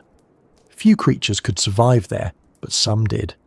Early jawless fish, remnants of older lineages, clung to existence in those depths. They were ghosts from an earlier age, overshadowed by the jawed predators that now ruled the shallows. Occasionally, one would drift upward and become a meal for a hungry placoderm or shark. Life below was sparse, but not absent. Even there, in the near dark, evolution continued its slow experimentation. It's tempting to see the Devonian seas as chaotic, but they were actually finely tuned systems. Every layer of the water column had its inhabitants, every niche filled. The reef supported herbivores and filter feeders, which supported small predators, which fed the large ones. When one population declined, the rest adjusted.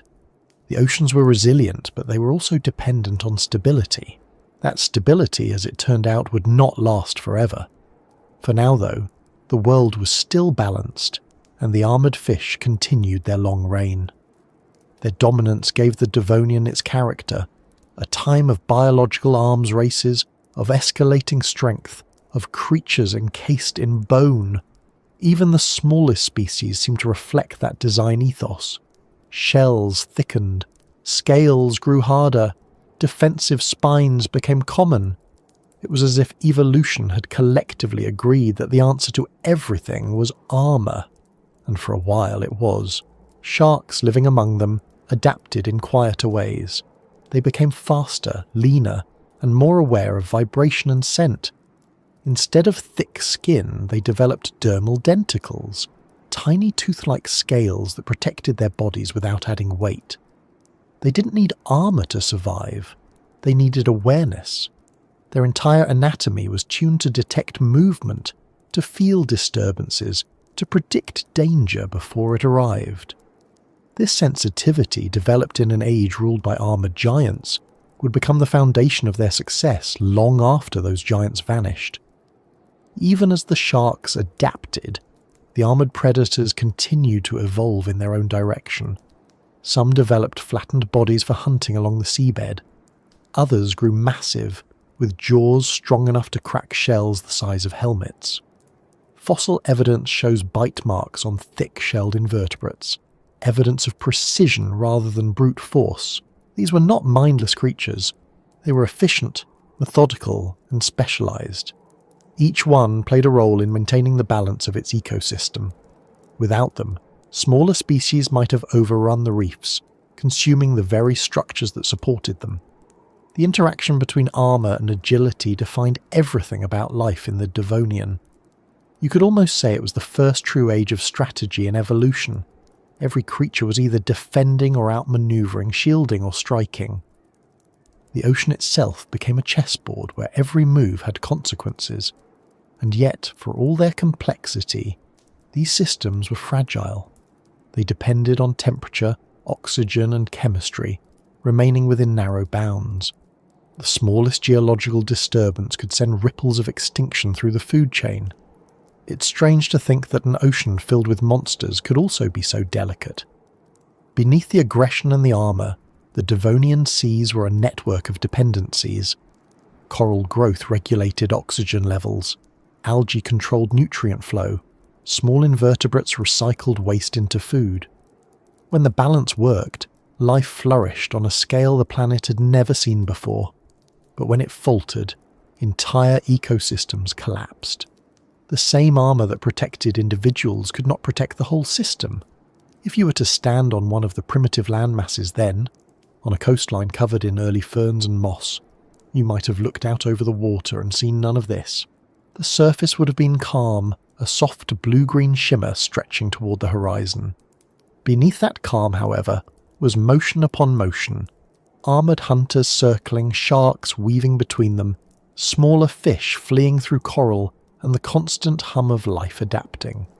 The Devonian Ocean was beautiful in the way that a storm is beautiful. Not peaceful, but full of energy, full of potential. As the eons passed, these armoured worlds began to show signs of strain. Environmental shifts started changing ocean chemistry. Volcanic eruptions released gases that altered the atmosphere. Algae blooms spread, then died off, pulling oxygen from the water as they decayed. Reefs suffered, and with them, the creatures that depended on them. The giants of the sea were among the first to feel it. They needed stability, abundant prey, and oxygen-rich waters. When those things began to vanish, their numbers fell. The smaller species fared better. Sharks, in particular, thrived in the transitional chaos. They could live in waters that would have suffocated the armoured fish. They could travel far to find new hunting grounds. Flexibility, once a minor advantage, was becoming the deciding factor. Even then, the change wasn't sudden. The oceans don't break overnight. They shift, they breathe, they change shape over generations. For millions of years, the Devonian seas continued their slow transformations, giving rise to new species even as others vanished. The shadows of the armoured hunters still passed overhead, but fewer of them each century. The reefs began to open up, creating new spaces for smaller creatures to explore. The balance was tipping quietly and gradually towards something new. And yet, even in decline, the armoured fish remained magnificent. Their fossils still tell the story of a time when life wore its strength on the outside, when survival meant building a fortress around the body. Their bones are heavy, intricate, and beautifully preserved, as if the earth itself admired their design enough to keep it intact. To look at one now is to see both the height of an era and the beginning of its end. They were the masters of a world built on armour, but the ocean was already learning to favour shadows instead. The seas of the Devonian were, in every sense, full of both. Armour for defence, shadow for escape. Bone for strength, cartilage for movement. The balance between them was never stable. It only appeared that way from a distance. Beneath the surface, change was constant. The armoured ones had ruled for millions of years, but the future belonged to the swift, the sensitive, and the adaptable. And somewhere in the currents, the first hints of that future were already gliding silently, unnoticed among the giants, ready to inherit the sea once it became quiet again. The water still held the reflection of those plated kings, the light catching on their surfaces like metal under sun. But deeper down, the light didn't reach. There, in the places the armoured fish could not follow, something else was waiting. It had no plates, no shields, no fortress of bone, only movement, precision, and patience. The oceans of armour and shadows were about to tilt toward the latter, though no one swimming in them could yet see it coming. The sea never announces change. It simply keeps moving, and everything within it must move with it. For millions of years, sharks had lived as quiet survivors in the shadow of armoured giants. They were small, fast and cautious, moving through the gaps in an ocean ruled by things that could crush them without effort. They learned to stay near the reefs, to hide in murky shallows, to hunt when the waters grew still. Theirs was a reign of endurance rather than conquest. But evolution does not leave endurance alone forever. It rewards it, strengthens it, and, given enough time, turns the patient survivor into something capable of more. The moment came when sharks stopped being the hunted and began to hunt back. This change didn't happen all at once. It took millions of years, and it didn't begin with a single mutation or a single species. It began with the quiet accumulation of advantages, the kind that go unnoticed until they start to matter. The earliest sharks of the Devonian had small, smooth scales that reduced drag and let them move almost silently. Their skeletons, made of cartilage, allowed their bodies to flex and twist with remarkable agility. Their senses, already keen, began to sharpen further. Every vibration in the water, every flicker of light, every trace of chemical change became information they could use. In a world where armour had been the answer to survival, sharks were becoming something entirely different. Organisms built not to resist force but to avoid it entirely. They were not yet the apex predators of the sea, but they were learning the skills that would make them so. They learned how to follow scent trails for miles, how to ambush rather than chase, and how to feed efficiently enough to conserve energy in leaner times. Their entire anatomy was becoming a response to the challenge of living among creatures far stronger than themselves, and eventually those responses became weapons. The same speed that once kept them alive became the speed that made them deadly. The same caution that once kept them hidden became precision. Slowly, imperceptibly, the balance began to shift. The Devonian period was full of creatures that depended on armour for protection. Placoderms were the pinnacle of that design philosophy, and for a long time it worked. Their heavy bone plates made them nearly invincible to anything smaller. But nature has a way of finding weak points. Armour can only protect what it covers, and joints, those places where plates meet and bend, were often exposed. Sharks, smaller and faster, began to exploit those weaknesses. Their teeth, though still relatively simple in form, were perfect for quick strikes. A shark didn't need to pierce through an armoured plate. It needed only to attack from the right angle, at the right moment, and take what it could before slipping away. Fossil evidence suggests that some sharks of this era, such as Cladocelaceae, were already capable of attacking larger prey, including armoured fish. Bite marks on placoderm fossils show shallow curved incisions consistent with shark teeth, located near soft tissue areas like gill openings or tail fins. These were not random injuries. They were targeted strikes aimed at disabling, not overpowering. The early sharks were learning to fight not with strength, but with strategy. In a sense, they were rewriting the rules that had governed oceanic life for tens of millions of years. The placoderms, meanwhile, continued their mechanical perfection. Their jaws grew stronger, their armour more refined. But these improvements came at a cost. Heavier armour meant slower swimming, and slower swimming meant fewer chances to feed. The large predators, like Dunkleosteus, needed vast amounts of food to sustain themselves, and as prey species declined, their dominance began to waver. Sharks, lighter and more flexible, began to thrive in the gaps left behind. They could eat a wider variety of food, small fish, carrion, even invertebrates, and could survive in conditions that would have suffocated their armoured rivals. For the first time, the advantage began to tilt away from armour and toward agility.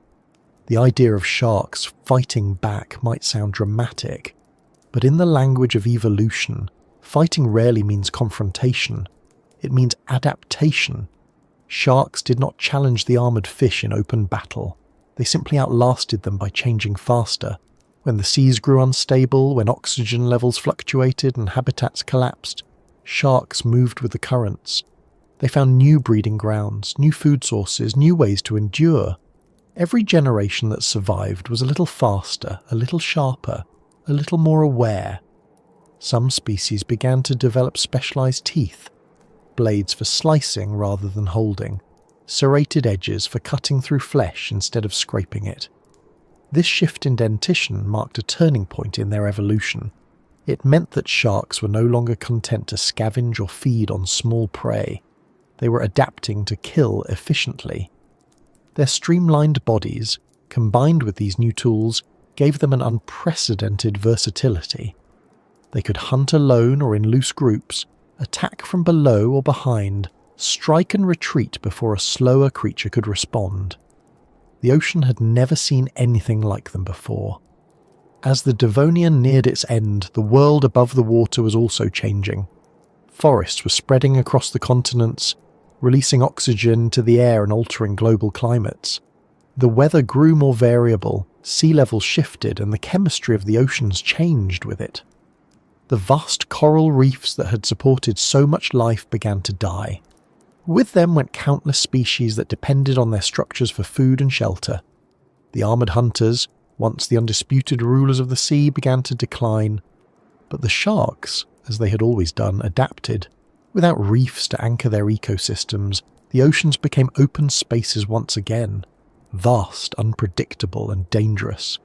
In this new environment, armour was less useful than mobility. Speed became the new measure of survival. Sharks, born from generations of pressure and fear, were perfectly suited to the task. They could roam enormous distances, feeding opportunistically as they went. They became the ultimate generalist in a time when specialization was failing. One of the key evolutionary developments that helped them during this period was the refinement of their sensory systems. Sharks' ability to detect electrical fields, a feature that modern species still possess, likely had its roots here. Tiny pores along their snouts, filled with gel-like material, could sense the faint electrical impulses produced by muscle movement in nearby creatures. This meant they could hunt in total darkness, guided only by the invisible signals of life around them. In the murky waters of a dying reef system, that sense would have been invaluable. their other senses were no less impressive. The lateral line, a system of pressure-sensitive cells running along their sides, could detect vibrations and turbulence in the water. A shark could feel a creature swimming hundreds of meters away, even if it couldn't see it, combined with an acute sense of smell, capable of detecting a single drop of blood in thousands of gallons of water. These adaptations made them extraordinarily aware of their surroundings.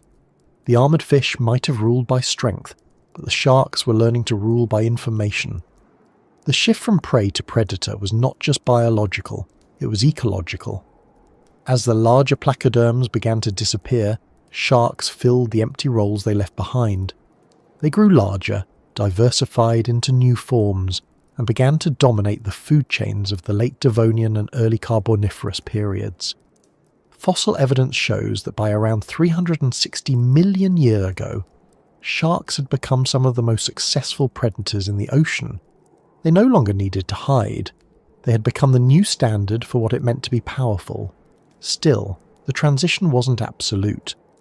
For a time, both groups coexisted. Armoured fish and sharks, strength and speed, bone and cartilage sharing the same sea. The battles between them continued, though now the outcome was less certain. A large placoderm could still crush a shark with a single bite, but it had to catch it first, and catching a shark was no easy task. The open ocean favoured those who could move fast and strike with precision, not those who carried a fortress on their backs. The slow, armoured giants were creatures of a fading world, and evolution was already preparing to replace them. The fossil record captures the aftermath of this long struggle better than the struggle itself. We see the decline of placoderm species toward the end of the Devonian, followed by a rapid diversification of sharks and early bony fish in the periods that followed. The sharks that survived were small, flexible, and perfectly adapted to a world in flux. Their victory was not a conquest, it was a survival strategy that became permanent, and yet, calling it victory feels almost too simple. Evolution has no winners, only survivors. The sharks didn't set out to overthrow the armoured fish, they simply continued doing what they had always done: adapt, wait, and endure.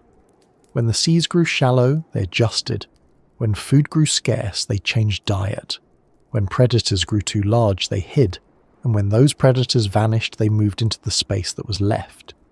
The ocean rewards that kind of persistence. It always has. By the early Carboniferous, sharks had spread across nearly every marine environment, from shallow coastal waters to deep offshore zones. Some had evolved into forms we would recognise today, sleek and torpedo-shaped, with sharp triangular teeth and crescent tails designed for constant motion.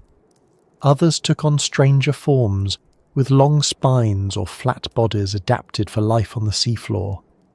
They had become the most versatile vertebrates in the ocean, capable of thriving where others could not. The age of armour was ending. The seas that had once been dominated by plated giants were now filled with swimmers built for motion. The predators of the New World were not defined by their weight, but by their awareness. Where the placoderms had relied on physical protection, the sharks relied on intelligence. They read the water like a language, sensed movement before it happened, and struck where others were blind. They were not the biggest creatures in the ocean anymore, but they were the most effective. It's easy, from our vantage point, to see this as inevitable, as though the sharks were destined to rise while the armoured fish were destined to fall. But evolution has no script. The world could have turned out differently if the environment had stayed stable. The placoderms might have continued refining their armour, developing lighter forms or new strategies. But the world didn't stay stable. The Devonian ended in a series of extinction events that wiped out much of marine life. In the vacuum that followed, the survivors were not the strongest but the most adaptable. The sharks fit that description perfectly. Even today, they carry the memory of that age in their design. Their bodies are streamlined for perpetual movement. Their skeletons remain cartilaginous, light and flexible. Their senses are tuned to detect the faintest traces of life in the water. Every part of them reflects lessons learned during those long ages when they lived beneath monsters and learned how to outthink them. The ocean has changed beyond recognition since then, but the logic of survival remains the same. If you could dive back into those last Devonian seas, you would see both endings and beginnings happening at once. The armoured hunters still drift through the depths, fewer than before but no less imposing. Their shadows move slowly over the seafloor. In the distance, smaller shapes dart between them, slender, restless, alive with intent. A plecoderm opens its jaws in a final act of dominance, but the strike misses. The shark is already gone, its body bending effortlessly through the current, leaving only a trail of disturbed silt behind. The balance that once seemed eternal has shifted forever, and still, the ocean continues. The tides roll, the reefs breathe, the water hums with life adapting to its next challenge. Sharks, having survived the fall of giants, now swim freely through the spaces once filled by armour. They are not yet the masters of the sea, but they are its future. Their time has come, not through conquest or violence, but through the quiet triumph of endurance. The Devonian is nearing its end, and with it, the age of bone and metal begins to fade. The oceans are changing shape again, and the survivors will change with them. Somewhere beneath the surface, unseen, evolution continues its work, slow, patient, and relentless. The sharks that once fled are now the hunters, and the world they inherit will never be the same. The Devonian world did not collapse with noise or sudden ruin. It began to change quietly, almost politely at first, the way climates and ecosystems often do, by drifting past thresholds no creature could recognize in time. What had once been the planet's golden age of fish was starting to fray at its edges. The seas were full of life, but that life had grown too heavy, too dependent on stability that was never meant to last. The ocean had given rise to armour and jaws, to creatures of astonishing complexity, but now it was beginning to take them back. The continents were moving again. Massive tectonic shifts pushed land masses toward each other, closing the gaps that had once been broad, warm seas. As they collided, mountains rose and coastlines changed shape. Rivers altered their courses. Shallow waters, the nurseries of most marine life, began to drain or close off from the open ocean. Vast reef systems, once stretching across entire continents, found themselves trapped in shrinking basins. In those isolated waters, temperatures fluctuated, oxygen levels dropped, and ecosystems that had thrived for tens of millions of years began to falter. To the creatures living through it, the change would not have seemed sudden. A single generation of fish might have noticed that the water was murkier, that food was harder to find, that the seasons were slightly different. Another generation later, certain hunting grounds might have vanished entirely. The reefs that had been dense cities of coral and sponges turned into wastelands of silt and decay. Life continued, but in smaller and smaller pockets, and the spaces between them grew wider. The great armoured predators built for a world of plenty were among the first to suffer. They needed vast amounts of food to sustain their massive bodies. When prey grew scarce, they starved quickly. The smaller, more flexible species, especially the sharks, could endure longer. They ate what they could find, travelled farther in search of food, and adapted to the changing chemistry of the water. Evolution had prepared them for scarcity by making them efficient. The same qualities that once made them vulnerable to the giants now allowed them to survive their absence. The environmental changes of the late Devonian were complex and overlapping. Volcanic eruptions released clouds of ash and gas that settled over the oceans, altering the balance of carbon and oxygen. Some regions experienced what scientists call anoxic events, periods when oxygen levels in the water dropped so low that most marine life suffocated. In the sediments left behind, we can still see the evidence. Dark, organic, rich layers marking the times when the seas went still, when entire ecosystems died and fell to the bottom together. It wasn't one event, but several, stretched over millions of years. Each wave of extinction was followed by partial recovery, then another collapse. The first struck the reef systems, wiping out the coral builders that had shaped marine habitats for eons. The second hit open water species, including many of the large predators. The third and most severe came near the end of the Devonian, around 359 million years ago, when as much as 75% of marine species vanished. It was one of the planet's great resets, though it unfolded so slowly that no individual creature would have known it was happening. In the shallows, the water grew cloudy with decay. Algae blooms spread as dead matter decomposed, feeding new growths that further depleted oxygen. Whole regions of the ocean became uninhabitable, forcing species to migrate or die. The placoderms, once the dominant hunters of the sea, could not keep pace with this changing world. Their armour, which had protected them from every living threat, could not protect them from the environment itself. Their bodies were too heavy to survive in low-oxygen water. Their reproductive cycles were too slow to recover from population crashes. Bit by bit, they disappeared from the fossil record. The sharks, by contrast, seemed almost built for this moment. Their light skeletons required less oxygen. Their reproductive strategies, whether laying tough, leathery eggs or giving birth to live young, ensured that at least some offspring survived even in harsh conditions. They were opportunists, able to feed on almost anything, and as their competition dwindled, they spread into every corner of the sea. It wasn't dominance through conquest, it was dominance through persistence. But this was not just a story of decline, it was also a story of transformation. While the ocean struggled, the land above them was becoming something new. The Devonian saw the rise of forests, real forests, with roots, leaves, and trunks that reached high into the air. Plants that had once hugged the ground began to tower, spreading across continents and changing the chemistry of the atmosphere. Their roots broke apart rocks, releasing minerals into rivers that washed into the sea. The influx of nutrients fueled massive algal blooms, which further disrupted marine oxygen levels.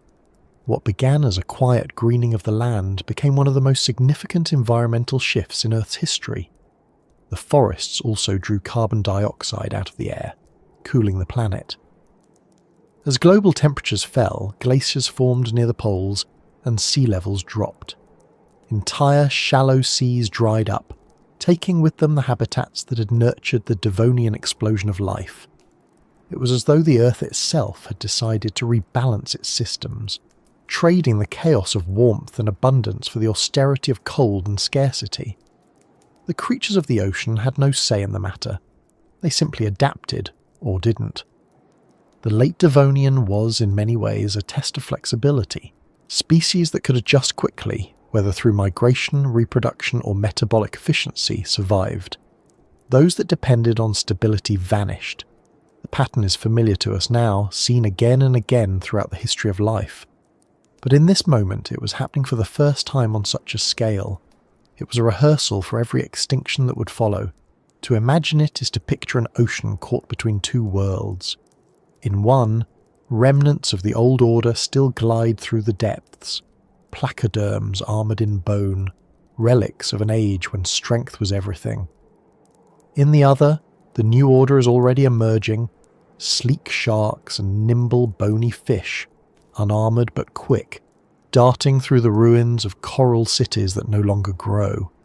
The water itself is the dividing line between them, a medium of transition. It is still blue and full of motion, but underneath, it carries the chemical signals of change, slightly more acidic, slightly less breathable, slightly less forgiving. The extinction events that reshaped the Devonian oceans were not acts of destruction so much as acts of clearing. They stripped away the overgrown systems that had reached their limits, making room for new forms of life. The fall of the armoured fish opened niches that had never existed before. Sharks moved into some of them, and early bony fish into others. Together, they would go on to define the marine ecosystems of the next 350 million years. But for those living through it, there was no sense of renewal, only loss. The reefs, once teeming with life, became graveyards. The water turned black in places from decaying matter. Predators grew fewer, prey scattered, and the great web of marine relationships unravelled. It's difficult to imagine the scale of silence that followed. The seas that had once thundered with movement became still. Fossil layers from this period show long stretches of sediment with almost no remains, as though life itself had paused. And yet, even in that stillness, some things continued. Tiny, resilient creatures, plankton, algae, small crustaceans, persisted. Their survival was enough. Life has a way of keeping its foothold, even when the rest falls away. In time, the balance would rebuild itself layer by layer.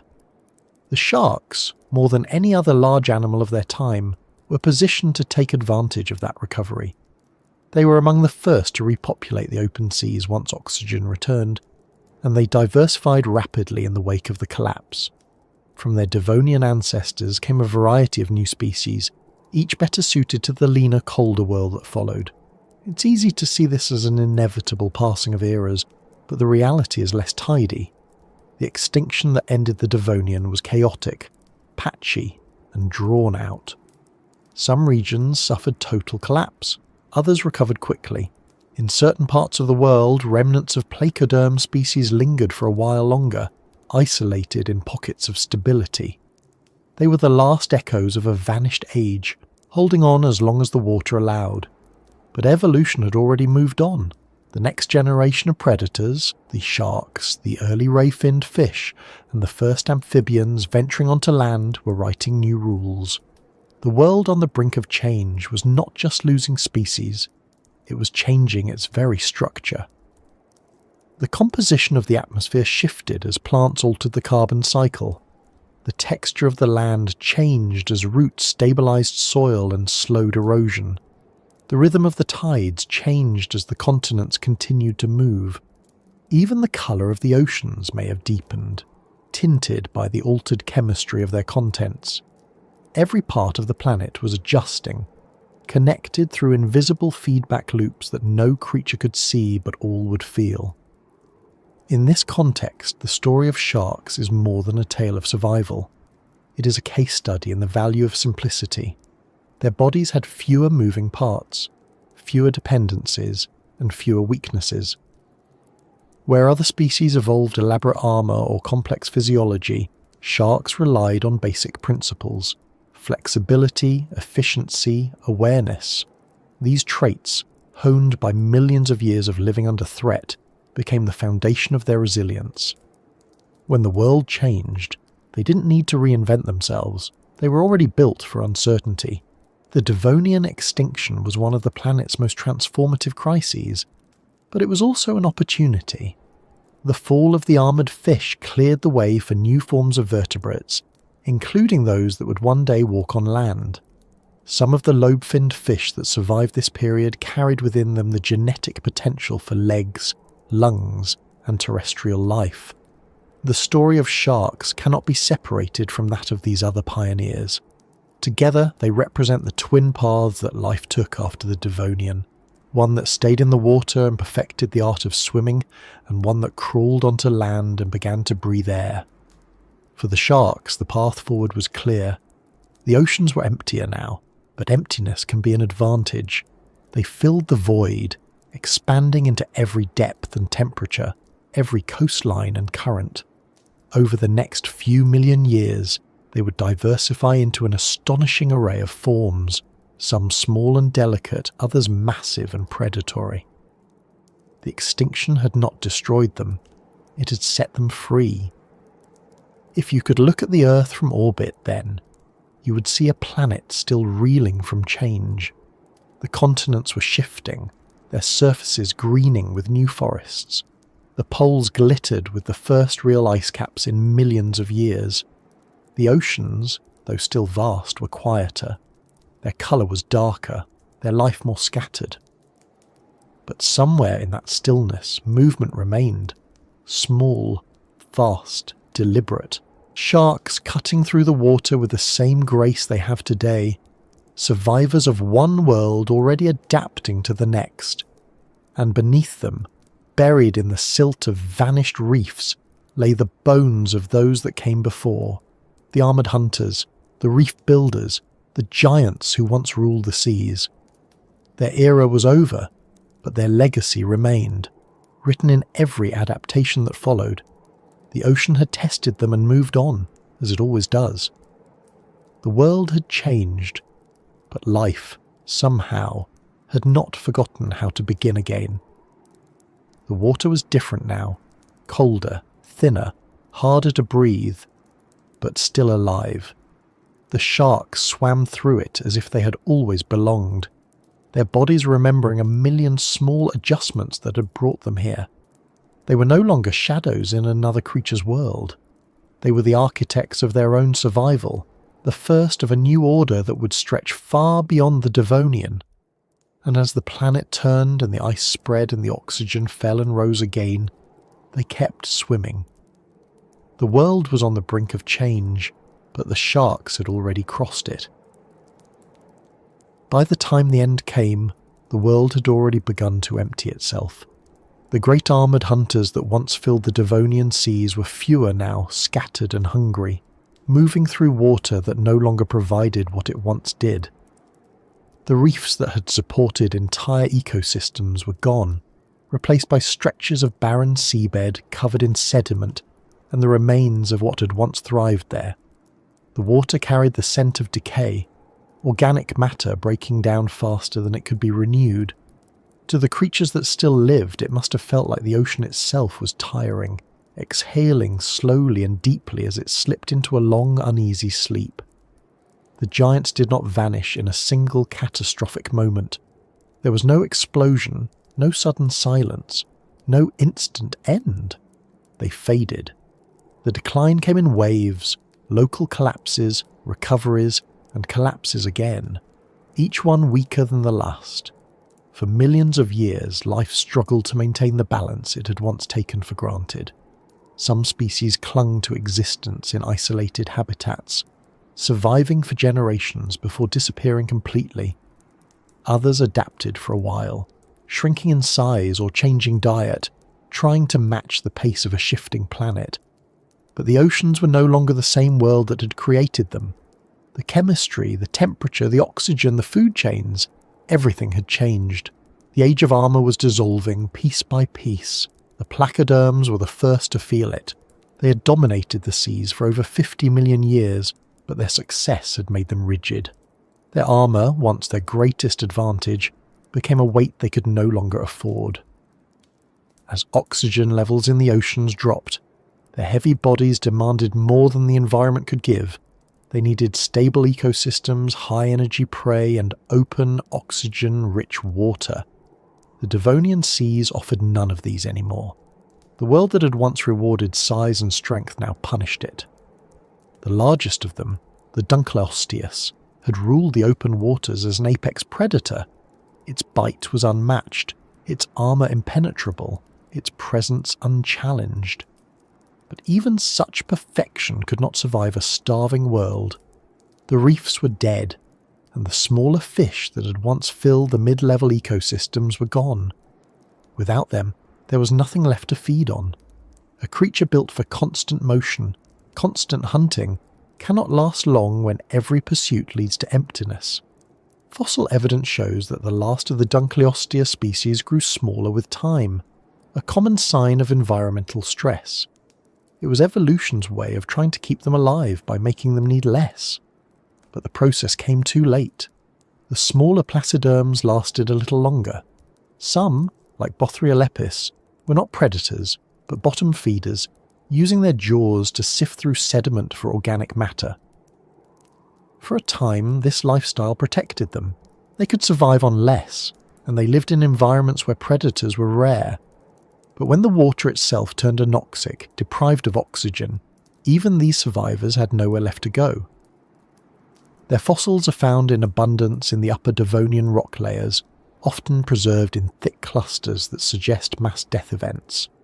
Entire populations perished in single intervals of oxygen collapse, their bodies settling quietly on the seafloor to form the dark, carbon-rich bands that still mark the end of their kind.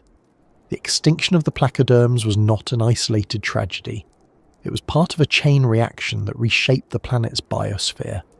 The loss of the reefs, triggered by changing ocean chemistry and falling sea levels, removed the foundation for most marine food webs. Coral and sponge communities that had been the nurseries of life vanished almost completely.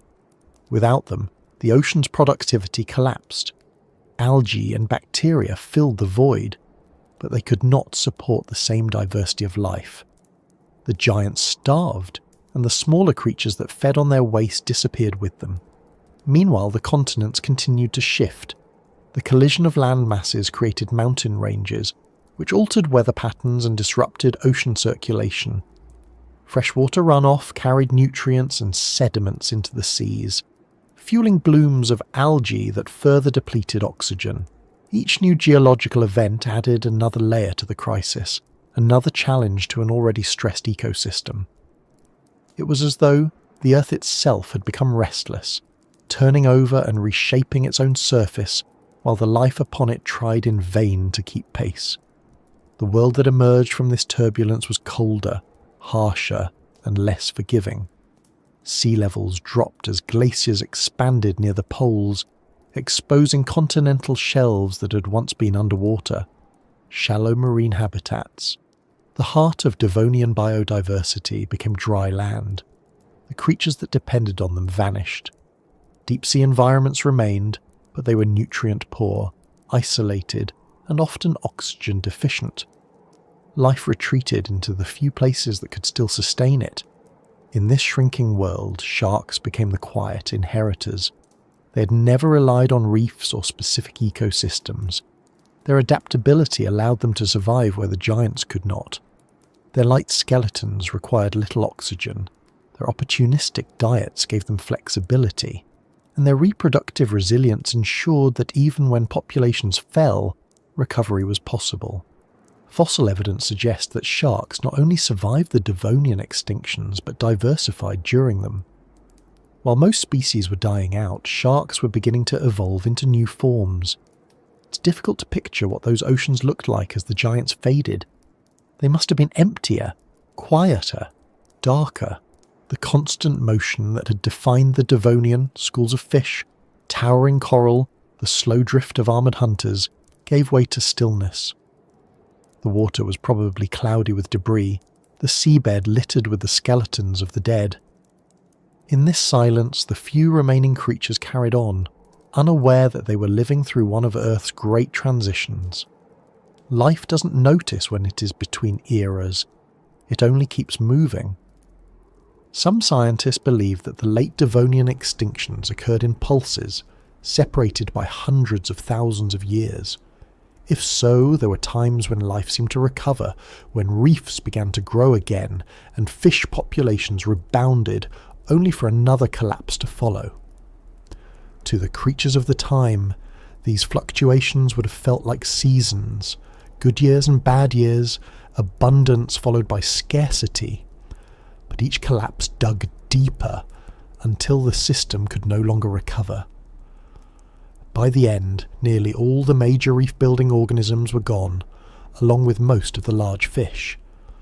The oceans had been reset to a simpler state, and yet, even in their decline, the armoured giants left behind something of themselves. Their bones became part of the geological record, their remains adding minerals to the sediments that would form new rocks, new soil, and eventually new life. Evolution never erases completely. It recycles. The calcium that once formed the plates of a placoderm might one day form the shell of a mollusk or the skeleton of a mammal.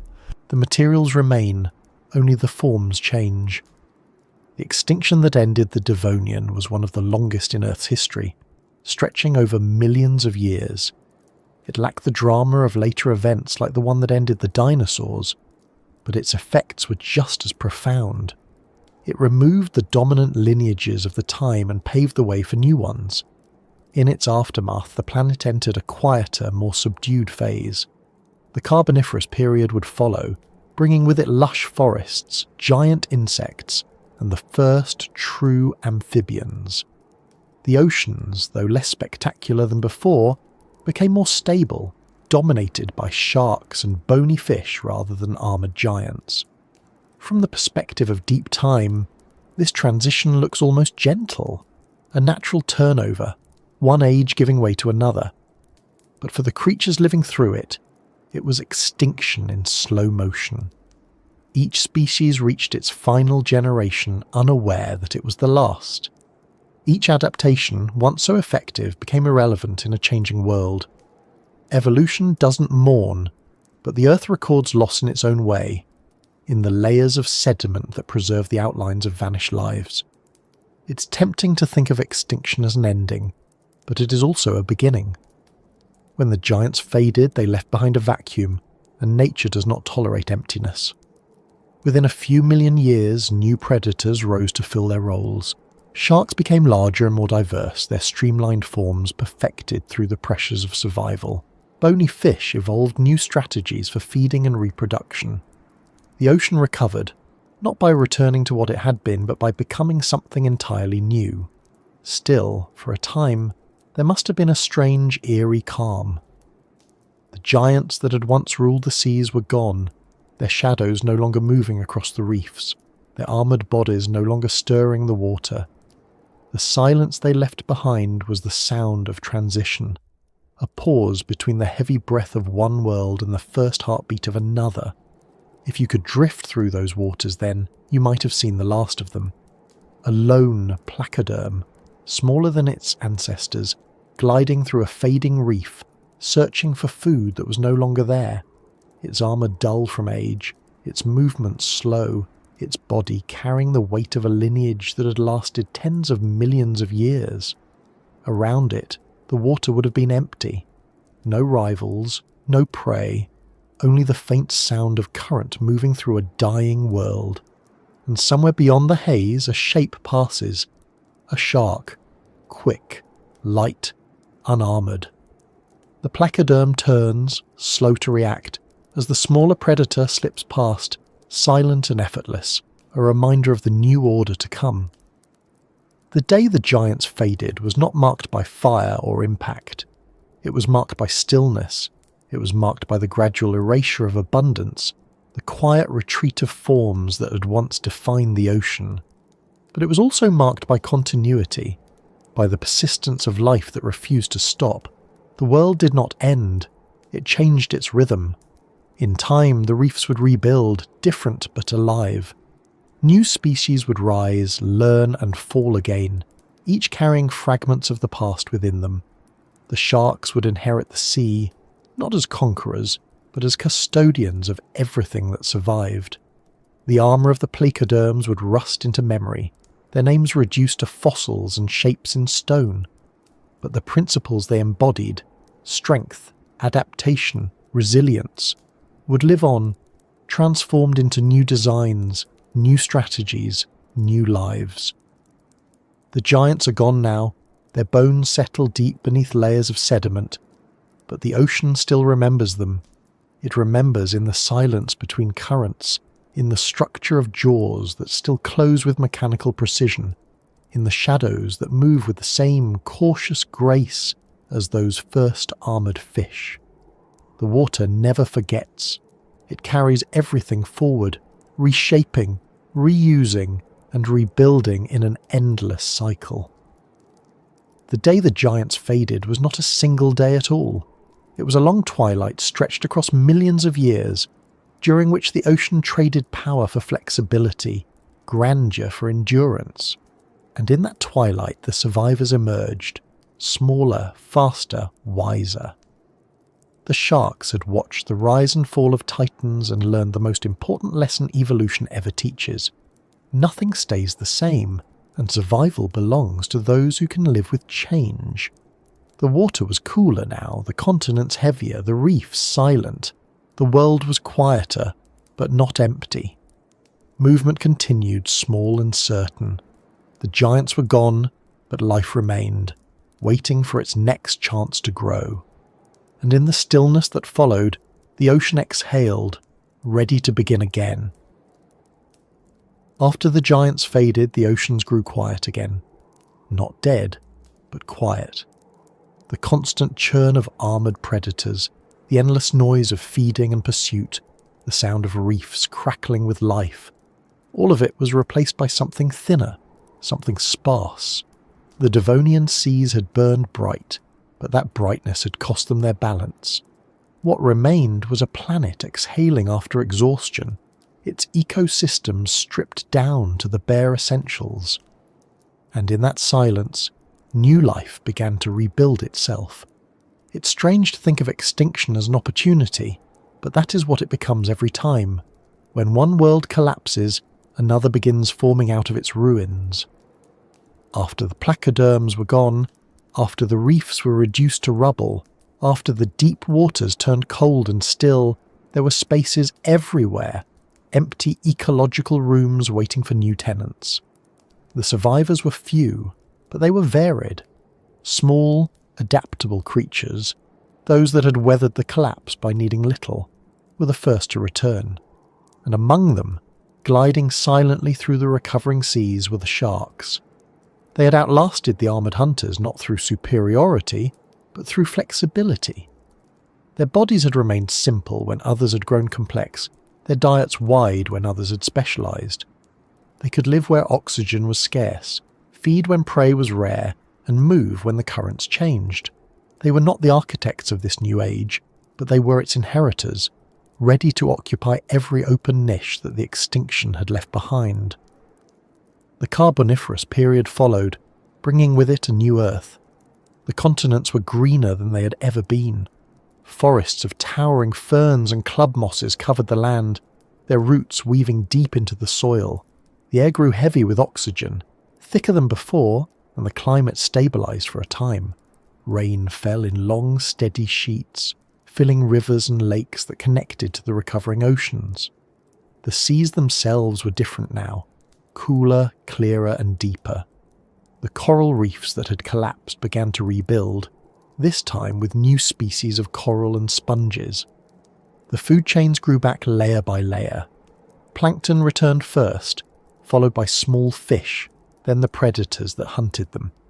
In this new ocean, sharks found themselves without rivals. The extinction had erased the great armoured placoderms and weakened many other ancient lineages. What remained was a wide-open evolutionary landscape, and sharks spread into it with quiet efficiency. Some stayed small, patrolling coastal shallows. Others grew larger, filling the role of apex predators that had once belonged to the giants. Within a few million years, they were among the most diverse groups of animals in the sea. Their reign, once quiet and cautious, had become complete. The fossil record from this period shows an explosion of shark forms. There were species with elongated fins, species with flattened bodies for bottom dwelling, and species with long, curving spines that may have been used for defence or display. Some developed specialised teeth for grinding shells, others for slicing through flesh. Each adaptation was an answer to a specific challenge in a recovering world. Evolution, freed from the constraints of old ecosystems, began experimenting again. The results were both strange and beautiful. One of the most remarkable sharks of this new age was Falcatus, a small species that lived around 325 million years ago. The males of Falcatus had long, sickle-shaped spines projecting from their heads, structures that may have been used in mating rituals or as defensive tools. Another, Stethocanthus, had a curious anvil-shaped structure on its back, covered in tiny scales arranged like a rough surface. Scientists still debate its purpose. It may have been used for attracting mates, or perhaps for sensory perception, or even to anchor muscles for powerful swimming. Whatever the reason, it demonstrates how freely evolution was experimenting with design, now that the old order was gone. There was also Helicoprion, a later descendant whose jaw carried a spiral of continuously growing teeth, coiled like a circular saw inside its mouth. Its exact function remains a topic of fascination. Some believe it helped slice soft-bodied prey, others that it acted like a rolling trap to hold food in place. Whatever its role, it shows how sharks, once conservative survivors, had become innovators. In a world without competition, creativity became the new form of strength. While the sharks flourished, other survivors were adapting in their own ways. The first true bony fish, ancestors of almost every modern fish species, began to diversify rapidly. Their skeletons, made of lightweight bone rather than cartilage, allowed for even more variation in shape and size. Some evolved complex fins that gave them fine control in movement, letting them navigate dense vegetation and shallow lagoons. Others developed new feeding mechanisms, using suction and rapid jaw movements to catch prey. The sharks shared the oceans with them, sometimes as rivals, sometimes as hunters, sometimes as hunted. The balance that had collapsed at the end of the Devonian was returning, though now it was built on different foundations. For the first time, the oceans began to resemble something like the ones we know today, dynamic, layered, and full of interdependent life. Schools of small fish moved in coordinated motion, hunted by sleek predators from below. Coral reefs began to hum again with colour and activity. The sea floor teemed with invertebrates, crinoids, and early shellfish. The food chains were simpler than before but stable. Stability, after the chaos of extinction, was its own form of abundance. The sharks thrived in this new rhythm. Their sensory systems, honed during the desperate centuries of survival, gave them dominance in every environment. They could sense prey hidden beneath sand, detect faint electric pulses from buried creatures, and smell chemical traces carried miles by the current. They became not just hunters but regulators, keeping populations in balance, preventing the overcrowding that had once destroyed the reefs of the Devonian. They were not aware of their role, of course. They were simply being what they had always been, opportunists moving in response to the flow of life around them, but their presence helped shape the new ecosystems, guiding them toward equilibrium. This was not an age of giants anymore. The creatures of the Carboniferous were smaller, more efficient, more complex in behaviour. Size was no longer the measure of power, adaptability was. Evolution had learned from the Devonian's excess. It had seen what happened when organisms grew too large, too specialised, too dependent on stability. Now it favoured moderation. Life had discovered the strength of flexibility. Above the water, the land was changing just as profoundly. The dense forests that covered the continents created vast deposits of organic matter, which over millions of years would become coal. The increased oxygen levels in the atmosphere allowed animals to grow larger than before, and the first insects of enormous size appeared. Dragonflies with wingspans wider than a human arm, millipedes as long as a person is tall, amphibians descended from the lobe-finned fish that had survived the Devonian extinction, ventured farther from the water, breathing air through lungs that had once been gills. The earth was inventing new kinds of life, and the oceans were no longer the only stage for complexity. Yet even as land became more diverse, the sea remained the planet's heart. The majority of life still pulsed through its currents, and the sharks were its steady rhythm. Their success was not dramatic. It was quiet, consistent, and enduring. They were never the most numerous creatures, but they were among the most stable. Their design had reached a kind of equilibrium, simple enough to be efficient, sophisticated enough to persist. It's why, even today, a modern shark's body plan is almost identical to those that swam hundreds of millions of years ago. When evolution finds a solution that works, it rarely replaces it. The Carboniferous seas were cooler than the Devonian ones, and oxygen levels fluctuated in new ways, but sharks adapted seamlessly. Their metabolic systems could handle variation, their reproductive strategies ensured resilience, and their senses kept them aware of every shift. They occupied every available niche: surface feeders, deep-sea hunters, reef dwellers, scavengers.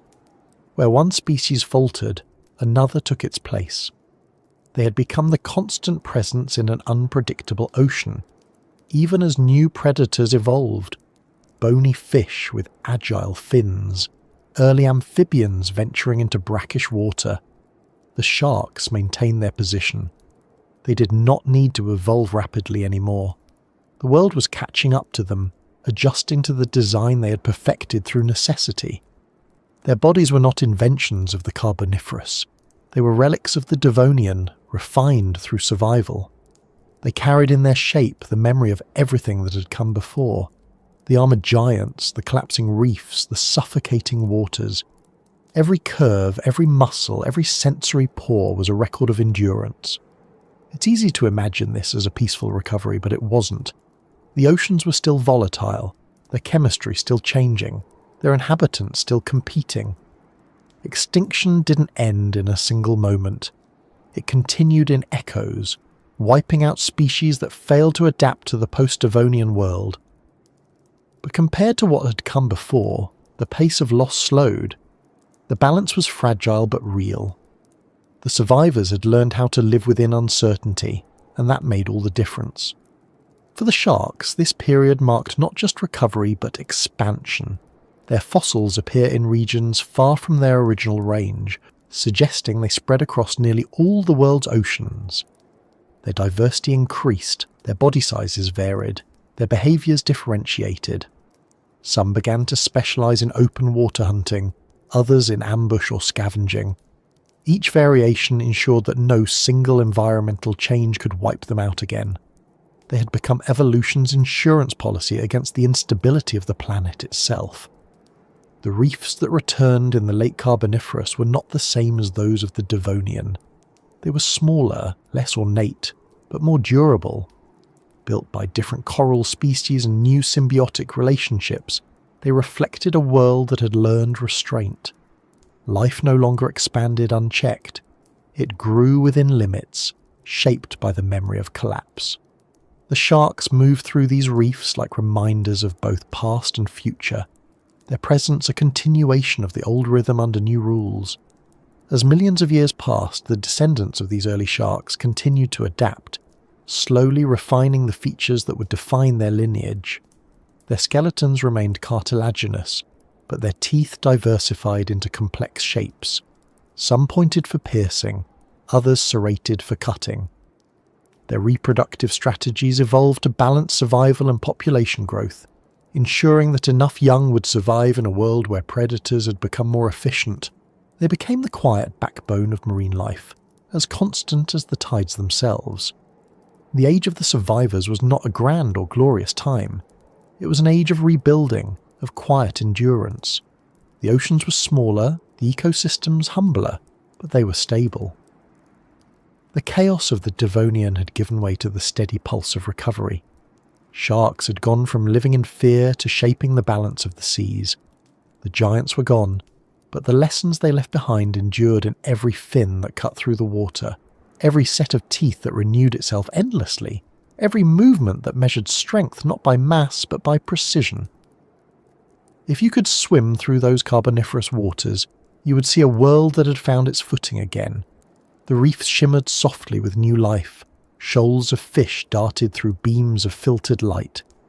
Crinoids swayed gently on the seafloor, catching nutrients from passing currents, and among them, sharks moved with unhurried confidence. They were not many, but they were everywhere, silent, steady, and aware. The sea had been remade, and they had remade themselves along with it. The giants were a memory now, their bones part of the sediment beneath new generations.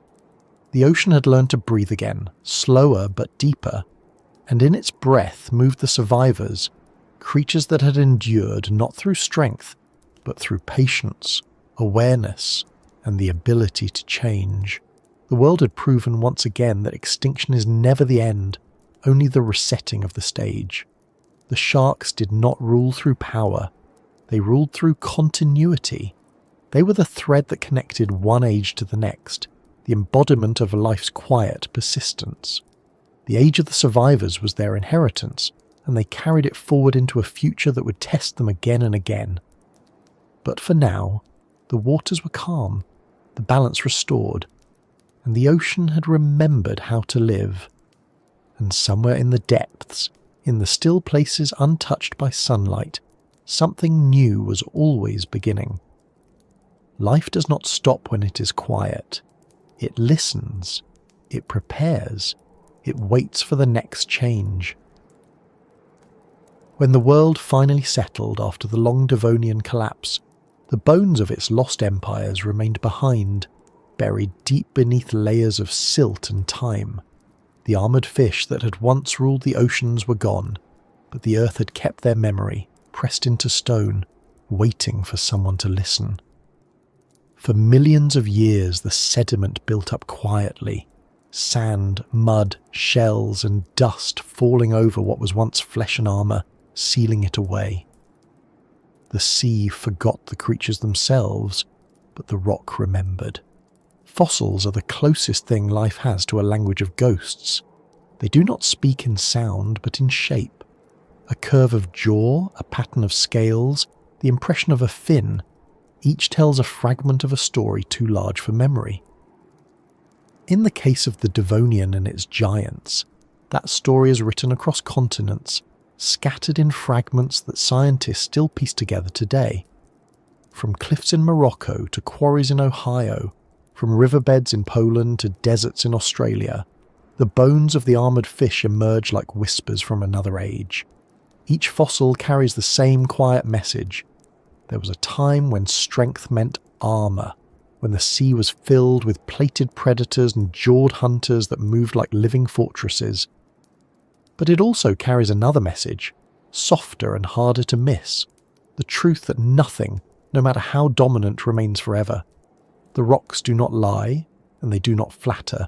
They record the rise and fall with equal precision, leaving no distinction between victory and extinction. The fossils of the placoderms are remarkable for their preservation. Their bony plates, thick and durable, fossilised far better than the cartilage skeletons of the sharks that replaced them. It's a small irony of history. The creatures that survived left less behind, while the ones that vanished became the most visible evidence of that world. The placoderm fossils we find today are often almost complete. Their armour still articulated, their jaws still locked mid-motion. Some are even preserved in what appear to be moments of struggle, predator and prey entangled forever, a snapshot of the instant before extinction.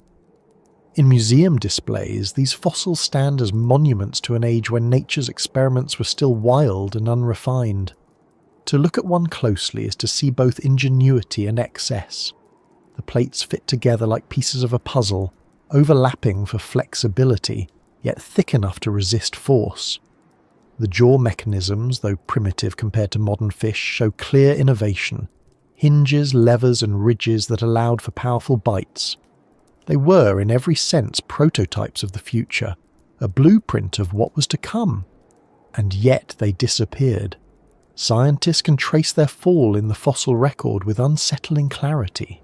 In Devonian rock layers, placoderm fossils are abundant, representing dozens of species in diverse forms, some massive, others small, some armoured head to tail, others only partially. But as the layers move upward, into younger stone, they thin. The diversity drops first, then the size, then the number. Finally, they vanish altogether, replaced by the simpler outlines of sharks and bony fish. The transition is not sharp, but gradual, a tapering line drawn over millions of years. It's the geological equivalent of a heartbeat slowing until it stops. The fossils tell us that extinction is rarely sudden. It unfolds slowly, invisibly, across generations. The last placoderm didn't know it was the last. It swam through water that must have felt normal, even as the chemistry around it changed, even as its prey grew scarce and its young failed to survive. The record it left behind doesn't show despair or struggle, just absence. The world continued, but without them. Some of the most detailed fossils from this period come from what were once coastal lagoons, places where the water was shallow and sediment accumulated quickly. These environments acted like natural archives, capturing each generation of creatures as the ocean advanced and retreated.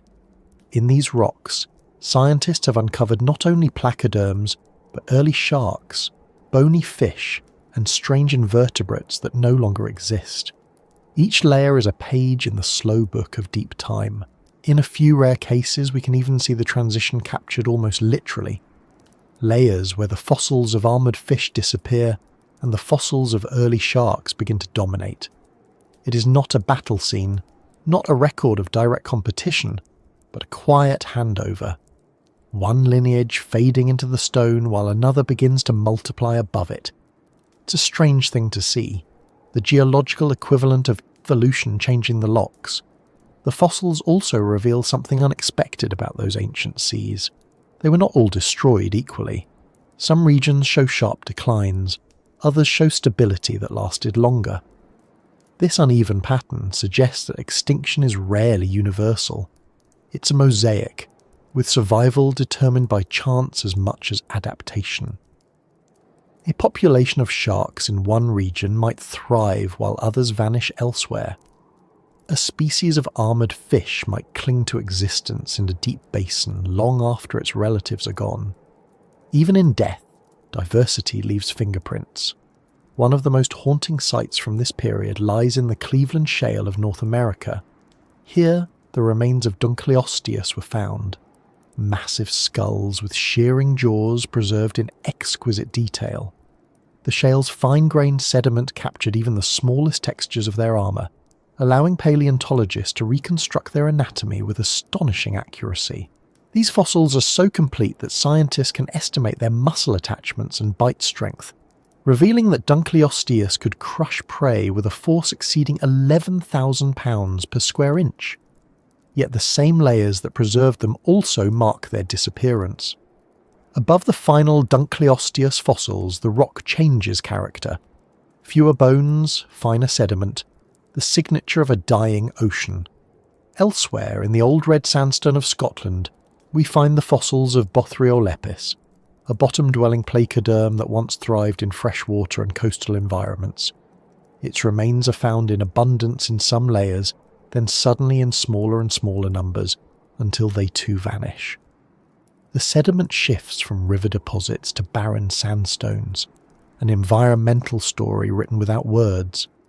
These fossils don't just tell us what died, they tell us how. When paleontologists study these remains, they are not just cataloguing bones, they are reconstructing an entire world that no longer exists. Chemical analysis of fossilized bone can reveal the temperature and composition of ancient seawater. The isotopic ratios in sediment can indicate oxygen levels, carbon cycles, and even volcanic events. Through these clues, scientists can trace the sequence of changes that led to the Devonian's long unravelling. It's a forensic investigation on a planetary scale. The more we learn, the clearer it becomes that extinction is never about a single cause. It is the sum of many small disruptions, a shift in temperature here, a drop in oxygen there, a loss of habitat, a change in chemistry, a slow imbalance between production and decay. Each factor alone might be survivable, but together they become a tide that no species can resist. The fossils record not just death, but accumulation. Among the fragments of bone and armour, there are also traces of resilience. Fossils of early sharks appear alongside those of dying placoderms, proof that some life persisted even at the height of the crisis. These early sharks were small, with simple teeth and flexible bodies, adapted to scavenging and ambush rather than domination. They were the heirs of a fading world, stepping cautiously into a new one. Their remains are often delicate, preserved only as impressions or tiny fragments of tooth. But they are there, consistent and steady, a quiet line threading through chaos. It's humbling to realise how much of our understanding of these ages comes from chance. Fossilization is a rare process, dependent on conditions that almost never align. Most creatures vanish without a trace. For every armoured fish that left a fossil, thousands more dissolved into nothing. The record we have is not complete. It's a series of glimpses, moments caught between erosion and preservation. The gaps are vast, the silence is long. But even in those silences there is meaning. Absence itself tells a story, the story of everything that time forgot. The discovery of these fossils also reminds us that Earth's history is never buried for long. Erosion exposes what sediment once concealed, revealing bones that haven't seen daylight in hundreds of millions of years. When paleontologists chip away at rock and uncover the ridged surface of a placoderm's plate or the curve of a shark's fin spine, they are literally reopening a moment in time. The air that touches those fossils is the first air to reach them since before forests existed, since before insects took flight, since before vertebrates walked on land. To stand before such a fossil is to confront scale, of time, of change, of impermanence. These bones do not speak of tragedy, they speak of process. They remind us that extinction is not failure but transformation, that every disappearance leaves behind the possibility of something new. The armoured fish did not vanish into nothing. They became part of the system that allowed sharks, bony fish, and eventually all vertebrates, including us, to exist. The fossils are not epitaphs, they are blueprints. Even now, the layers that hold these records continue to shift. Mountains rise, rivers carve, erosion reshapes the surface. The bones move again, lifted from the seafloor to the cliffs, from the cliffs to the hands of those who study them. Each discovery is another whisper from the vanished empire beneath our feet. The ocean of the Devonian is gone, but its history still breathes through stone. And if you were to hold one of those fossils, cool, dense, weighty, you might feel it faintly. The trace of movement, the memory of water pressing against armour, the vibration of a world before ours. It's not imagination. The rock truly does contain that memory. Every layer, every line, every mineral replacement is a translation of life into permanence. What once swam now endures in silence, but the silence speaks. The fossils are not merely remnants of creatures, they are remnants of systems, entire worlds compacted into form. Each bone is a fragment of an ecosystem that once thrived, the prey that fed it, the predators it feared, the currents it swam through. When scientists reconstruct a Devonian reef from fossils, they are not guessing, they are listening. The rocks tell them which species lived together, which layers of sediment carried oxygen, which parts of the seafloor were crowded or barren. In their patterns lies the rhythm of a vanished ocean. The age of the survivors had inherited that rhythm, but the fossils are what keep it alive for us. They are the only witnesses left from that vanished empire, and through them we can see not just what was lost, but what was learned. The armoured fish taught the world how to build protection, how to shape bone, how to use jaws as tools. The sharks taught it how to survive without excess, how to adapt through simplicity. Together their fossils form the conversation that evolution never stopped having. Somewhere, deep in a quarry or along a riverbank, a geologist breaks open a slab of stone. The rock splits along an ancient line, and for the first time in hundreds of millions of years, a shape appears, a fragment of armour, the imprint of a fin. It is not discovery in the human sense, it is recognition. The Earth is reminding itself of its own story, and in that story, whispered through fossil and time, lies the memory of the first great monsters that ate sharks, and of the sharks that outlived them all. The empire is gone, but the whispers remain, and the sea, though changed beyond recognition, still carries the same pulse it did then. A quiet, endless motion, filled with the memory of what came before. If you stand on any shore today and listen long enough, you might think the ocean is empty of memory. It moves as it always has, a surface in motion, restless and impersonal. The waves rise and fall, the tide comes and goes, and the sound repeats until it feels like nothing at all. But beneath that steady rhythm lies a record older than language, older than continents, older even than bones. The ocean remembers everything that has ever lived within it. Every extinction, every survival, every small adaptation. It's all still there, written not in sound, but in chemistry, temperature, and motion. The water carries it all. The sea that rolls against our shores today is not the same one that filled the Devonian world, but it is connected to it without interruption. The molecules of water that pass through the gills of armoured fish still circulate somewhere within it.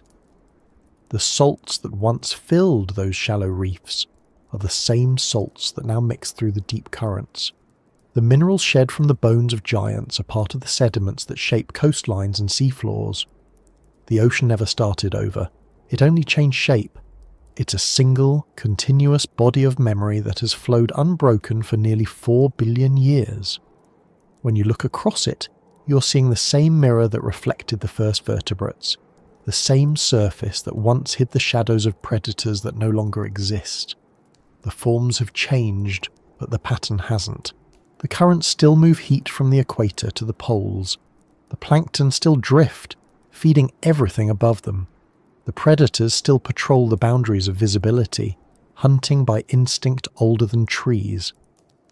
The ocean does not forget how to be alive. If it could speak, it would not tell stories the way we do. It would not describe beginnings and endings, only continuities. How one age dissolved into the next, how one extinction made room for another beginning, how the bodies of the fallen became nutrients for the survivors. It would describe time as an unbroken current, always moving, always folding the past into the present. To the ocean, the Devonian was yesterday. The sharks that swim through it now carry the memories in their flesh. Their design is not new. Their skeletons are still made of cartilage, light and strong. Their skin is still covered in tiny denticles, each one a remnant of the first protective scales their ancestors wore when the world was young. Their eyes are tuned to the same wavelengths of light that once filtered through Devonian waters, their sense of smell still capable of detecting the faintest traces of life across miles. Even their reproductive strategies, slow growth, few offspring, long gestation, are echoes of the ancient oceans where survival depended on precision. They are not relics, they are continuity made visible. Every movement a shark makes is part of a rhythm that began before mammals, before reptiles, before forests reached their full height. When it glides through the water, it follows the same flow its ancestors did when the first reefs collapsed and the giants died. It does not know that it carries those memories. It does not need to. Evolution has written them into its body. Its muscles remember what worked. Its senses remember what failed. Its survival is not thought. It is memory in motion. The ocean remembers more than just its creatures. It remembers its own transformations. In its depths are layers of temperature that mark the climate of every era. Warm water still holds traces of carbon dioxide released by volcanoes that erupted 500 million years ago. Cold currents carry the fingerprints of ice ages, locked in their salinity. The sediments of the seafloor preserve the record of every extinction, each layer a bookmark in the planet's long, slow autobiography. The deep-sea cores pulled up by research vessels are not just mud, they are chapters. They tell us when oxygen vanished, when coral returned, when continents shifted. They are the ocean's memory made tangible. It's strange to think that something so vast can also be so fragile. The same system that has endured every catastrophe is still dependent on balance. Temperature, chemistry, pressure, and life are woven together so tightly that a change in one echoes through all the others. The Devonian taught that lesson brutally. When oxygen fell, the giants died. When the reefs collapsed, the hunters starved. The same principles still govern the sea now. The ocean has learned to keep itself stable, but it can only adapt within limits. When scientists study the fossils of placoderms or the evolution of sharks, they are not just looking into the past, they are looking into the mechanics of memory. The traits that once saved the survivors are still the ones that matter. Flexibility, awareness, restraint. The creatures that endure are not the most aggressive or the most armoured, but the ones that move with the water instead of against it. That rule hasn't changed since the Devonian, and it probably never will. There's a kind of irony in the fact that we, the descendants of those survivors spend so much time trying to reconstruct what the ocean already knows. We take core samples, analyse isotopes, model currents, all to piece together a history that still exists in every wave. But that's how memory works when you're not the one who holds it. You have to learn it all over again. The ocean remembers easily because it never stops being itself. We, having left it behind, have to dig to find what it never forgot. The fossils tell us what the ocean endured, the chemistry tells us how it healed, and the life within it now tells us what it became. The reefs that grow today are descendants of those that died in the Devonian, rebuilt by corals that evolved to withstand temperature shifts and sediment stress. The fish that swim among them are the inheritors of two ancient lineages, the bony fish that rose after the collapse and the sharks that never left. Together they recreate in miniature the same structure of predator and prey, balance and competition that has existed since the first jaws closed over the first meal. The pattern persists because it works. It's the ocean's most enduring memory. Sometimes, when a deep-sea probe descends into the black water miles below the surface, the camera captures something that feels almost too familiar. A shape, gliding through the dark, sleek, muscular, unhurried. It might be a modern shark, or it might be something stranger, something primitive that has changed so little that time itself seems irrelevant to it. Species like the frilled shark or the goblin shark still carry features that date back hundreds of millions of years. Their bodies are not anachronisms, they are living documents, written in cartilage instead of ink. They remind us that the ocean's memory is not only geological but biological. Some memories breathe. If the ocean has a voice, it's in these creatures. They don't speak, but they demonstrate what survival means. They move through pressure that would crush most life, through temperatures near freezing, through darkness older than light. They are not from the past, but they carry it with them.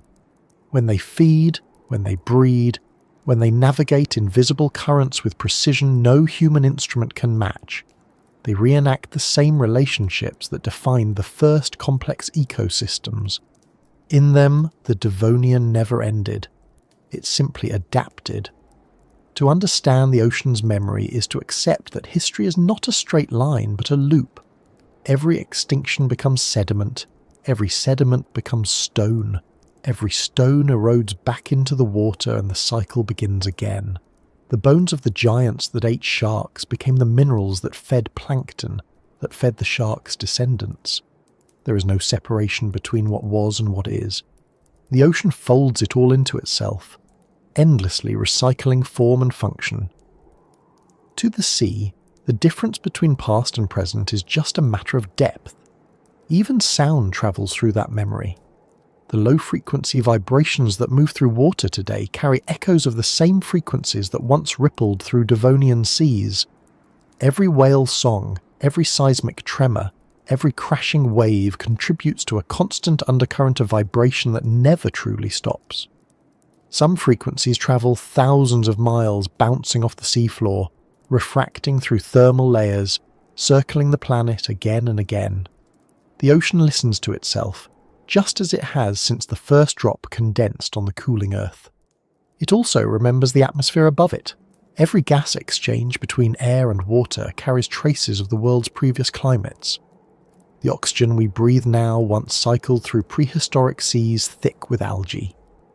The carbon dioxide we exhale will dissolve into today's currents, altering chemistry just as volcanic gases did in the Devonian.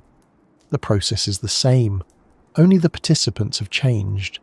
The ocean doesn't distinguish between natural and artificial. It only records cause and effect. Every shift in pH, every rise in temperature, every bloom and die-off adds another line to its record. And still, despite everything it has endured, asteroid impacts, ice ages, greenhouse periods, mass extinctions, the ocean persists. It changes, adapts, rebalances. Its memory is not static, it's active, always rewriting itself, always testing what can survive.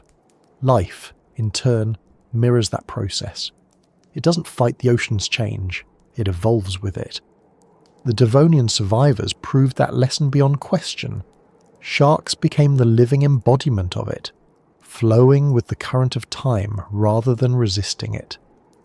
There's a quiet humility in recognizing that the sea is older than everything we call history. Every ship that sails on it, every city that rises near it, every net that drags through it, all of it exists on the surface of something that has already outlived entire worlds. The ocean doesn't hold grudges. It doesn't need to. It waits, it adapts, it endures.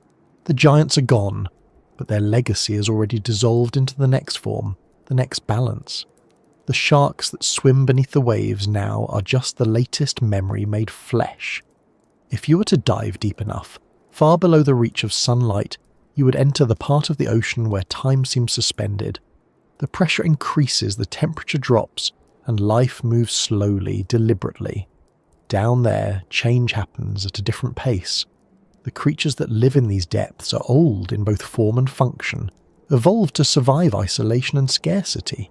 Some of them, like the coelacanth, are true living fossils, species thought extinct for millions of years, rediscovered alive and unchanged.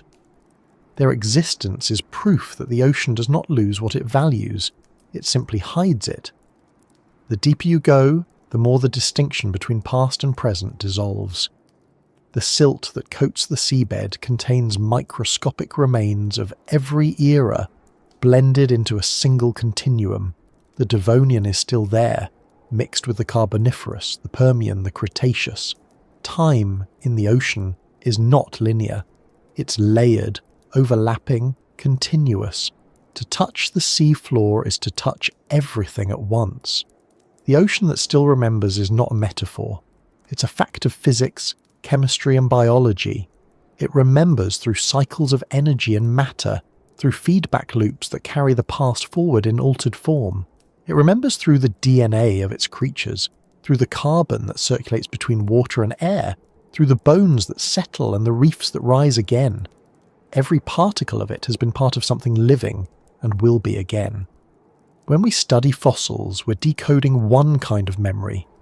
When we measure currents, we're tracing another.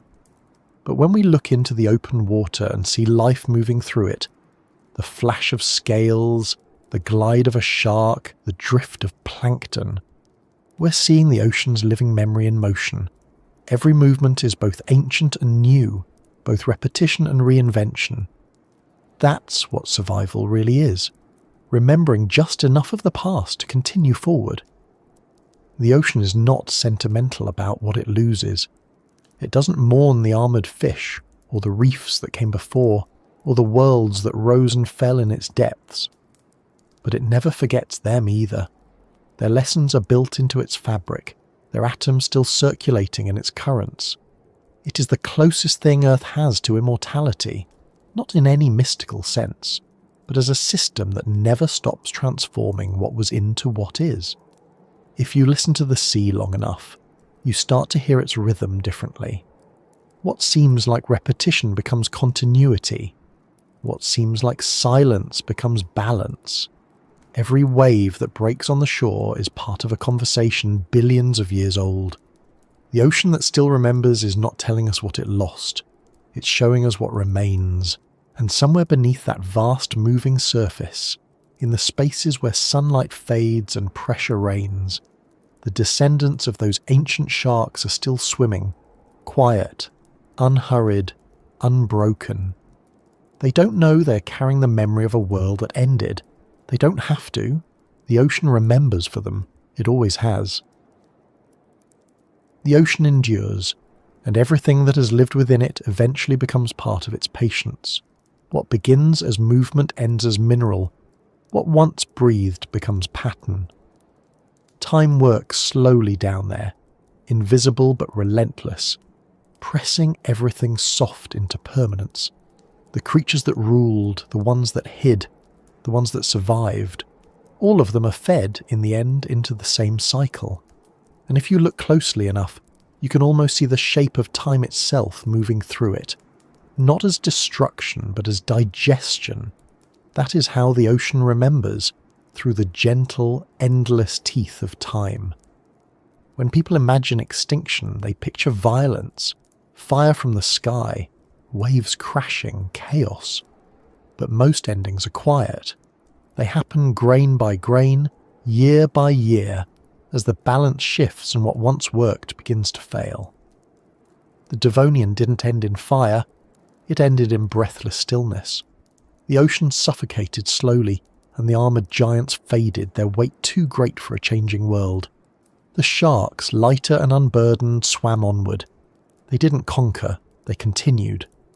That is what time rewards, the ability to continue. Every age believes itself to be the centre of time, but time has no centre. It moves like a tide, carrying everything forward in layers. The fossils of the placoderms lie beneath the fossils of the first forests, which lie beneath the bones of reptiles, which lie beneath ours. Each layer presses softly against the next, not erasing but blending. The same pressure that created stone also created continuity. Time doesn't separate things, it binds them. The giants are not gone, they're simply distributed. The calcium in their armour became the limestone beneath our feet, the dust in the air, the mineral veins in mountains. They are everywhere now, dissolved into everything. To hold a fossil from that vanished sea is to hold a captured moment of that process, the instant before the ocean folded it back into itself. The fine ridges on a bone, the curve of a jaw, the faint impression of a fin, all are marks left by the slow conversation between life and geology. The creatures never knew they were being recorded. They lived, they fed, they died, and time did the rest. Each fossil is a transcript, written in patience instead of ink. The ocean did not choose what to remember. It simply remembered everything. If you could slow time enough to see it, you would watch every movement become sediment. A school of early fish passes, their fins stirring silt. A predator's body sinks, and the current lays a thin film of clay over it. Then another, and another, until the weight of millions of years compresses it into stone. When that stone rises again, carved by weather into cliffs or split by human hands, the pattern of that life remains. It is not preservation for nostalgia, it is transformation. That is how the ocean writes. The gentle teeth of time do not bite to wound, they shape, they polish. They break down what resists and leave behind what can last. Bone turns to rock, rock to dust, dust to mineral again, circulating through currents that carry it forward. Every particle has belonged to countless forms before, perhaps once part of a fish's jaw, then a coral skeleton, then a grain of sand. The sea keeps nothing separate for long. Even extinction, which seems like an ending, is only a rearrangement. It's easy to look back at the Devonian and see tragedy, but the ocean doesn't think in terms of loss. It only recalibrates. Each disappearance makes space for something else to exist. The armoured fish vanished, and their absence created a new kind of equilibrium. The sharks that survived became the backbone of future ecosystems. The reefs rebuilt themselves, the cycles resumed. The sea has never been nostalgic. It accepts, absorbs, and continues. The same patience governs everything we see now. The waves that erode a coastline, the coral that builds a reef, the plankton that drifts in endless rotation, all are expressions of the same slow intelligence that replaced the giants with something more enduring. Every creature alive today owes its existence to those invisible teeth, the slow breakdown that makes room for renewal. Time eats everything, but it does so gently enough that life can grow from what it leaves behind. If you stand by the shore at night and listen to the waves, you're hearing that same process scaled down to the rhythm of seconds instead of eons. The sand beneath your feet is made of former mountains. The shells that crunch under your shoes are future stone. The salt in the air was once inside something alive. Even the air you breathe has cycled through the ocean countless times, exchanged between wave and sky. Nothing truly leaves, it only changes form. The gentle teeth of time are everywhere in the sea. They grind coral into sand, sand into dust, dust into nutrient. They dissolve bones, polish shells, smooth stones. They take everything sharp and make it quiet. The ocean is not cruel, it's efficient. It knows that survival is not about resisting change, but surrendering to it. The creatures that last are those that understand this balance, even if they do not think of it in words. Sharks learned it first, and they have never forgotten. The Devonian sharks were small, uncertain things, built to dodge and endure. The ones that swim now are vast, precise, deliberate. They are time-made flesh, honed over hundreds of millions of years into the simplest expression of survival. Every glide, every turn, every beat of muscle is a lesson repeated through unbroken generations. They are not descendants of the giants. They are their inheritors. The placoderms taught the ocean how to dominate. The sharks taught it how to persist. Time polished one away and left the other sharp enough to last. We often imagine evolution as progress, a story moving upward toward perfection. But the fossils tell a different story. They show experimentation, failure, adjustment, and endurance. They show that the ocean never aims for improvement, it aims for continuity. What works stays, what doesn't disappears. The gentle teeth of time aren't sculptors, they're editors. They refine the story, removing excess until only the essential remains. The result is not simplicity, but precision. The modern ocean is the sum of everything time has tested and kept. Each wave carries the chemistry refined over billions of years. Each creature moves within boundaries set by ages of trial and collapse. The sharks, the whales, the plankton, all function because time has stripped away what doesn't endure. What remains is what the planet itself has approved. When paleontologists find the trace of a fin pressed into stone, or the outline of a shell in sediment, they are reading the footnotes of that long editing process. The lines and shapes in rock are not accidents. They are the punctuation marks of existence. Every fossil is a pause, a comma in a sentence that never ends. Even extinction is just a period, followed by a new clause. The sea keeps writing. Sometimes, in the layers of rock, there are gaps, intervals where almost nothing was preserved. They mark moments when conditions failed, when oxygen dropped too low, or sediment washed away too quickly. These silences are as important as the fossils themselves. They are the breaths between words, the moments when the ocean reset its rhythm. Time's teeth rest as often as they grind, but they never stop entirely. Even stillness is part of the work. The ocean today carries more of those silences than fossils. Most of what has lived will never be recorded. The creatures that die in the open sea sink into darkness where decay outpaces preservation. Their bodies are consumed by scavengers and bacteria until only molecules remain. But even those molecules continue on, circulating through currents, entering new lives, new systems. The sea never stops its recycling. Fossilization is only one kind of memory. The rest is movement. If the ocean could speak to us about time, it would not talk about loss. It would talk about exchange. It would remind us that everything living borrows its form from what came before and will return it when it's done. The gentle teeth of time are not punishment. They are participation. They make room for everything new by dissolving what is finished. The Devonian didn't die. It was digested into everything that followed. The reefs that stretch across the tropics now grow on limestone formed from the bodies of ancient corals, layered over reefs that came before them, all the way back to the ones that first rose in the warm Devonian shallows. Each generation grows on the compressed remains of its ancestors, feeding on the calcium they left behind. The process is endless, circular, indifferent, and beautiful.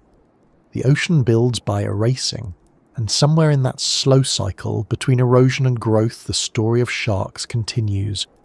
They glide through the same chemical medium their ancestors did, through the same ratio of salt and water, under the same physics of light. Their world has changed, but the rules that sustain them have not. The Devonian taught them to move with the current, not against it, and time has confirmed that lesson in every era since. Their teeth, forever replaced throughout their lives, are miniature versions of time itself, always wearing down, always renewing, never gone. If you find one of those teeth washed ashore, sharp and grey from ages in the sand, you're holding a fragment of that cycle. It is not just a remnant of an animal, it is a piece of the planet's long metabolism, spat back to the surface for a moment before being swallowed again. Every wave that carries it has touched continents that no longer exist, reefs that have risen and fallen countless times. It is history you can hold, small enough to lose, vast enough to represent everything. Time does not stop at fossils. It keeps working until even memory becomes material. The cliffs that hold the Devonian bones will one day erode into beaches, and those beaches will become sediment again, and new life will rise on top of them. Each cycle is slower than the last, but the motion never ceases. The gentle teeth of time grind down everything solid until it becomes the foundation for something else. The sea is never empty. It is just between forms. The same rhythm that erased the giants and lifted the sharks still moves through every current. It's in the shape of the tides, the slow breathing of the planet. It's in the way the ocean takes everything sharp and turns it smooth. If time has a face, it is the surface of the sea, always changing, never ending. The gentle teeth of time have already begun their work on us too. The carbon in our bodies once belonged to fish, to coral, to plankton. The oxygen in our lungs was made by algae drifting in ancient sunlight. When we're gone, those same atoms will return to the cycle, carried again by water, folded again into new lives. We're not separate from the ocean's memory. We are one of its expressions. That is the quiet truth the sea has always known. Nothing is ever truly lost. Everything becomes part of what remains. The armoured fish, the first sharks, the vanished reefs, the forest that rose afterward, they're all still here, rearranged, rebalanced, waiting for the next transformation. The ocean's patience ensures that nothing is wasted, only changed. Time does not hurry. It doesn't need to. It has all the oceans to work with. The gentle teeth keep turning, polishing, erasing, building, never stopping. The sea, as always, moves forward, carrying its memories in silence, teaching everything that lives within it the same lesson it taught the sharks: endure, adapt, continue. And as the tide pulls away, the sound it leaves behind is not of ending but of repetition. The rhythm of time grinding softly against the edge of the world. The gentle teeth still working as they always have, shaping the next beginning.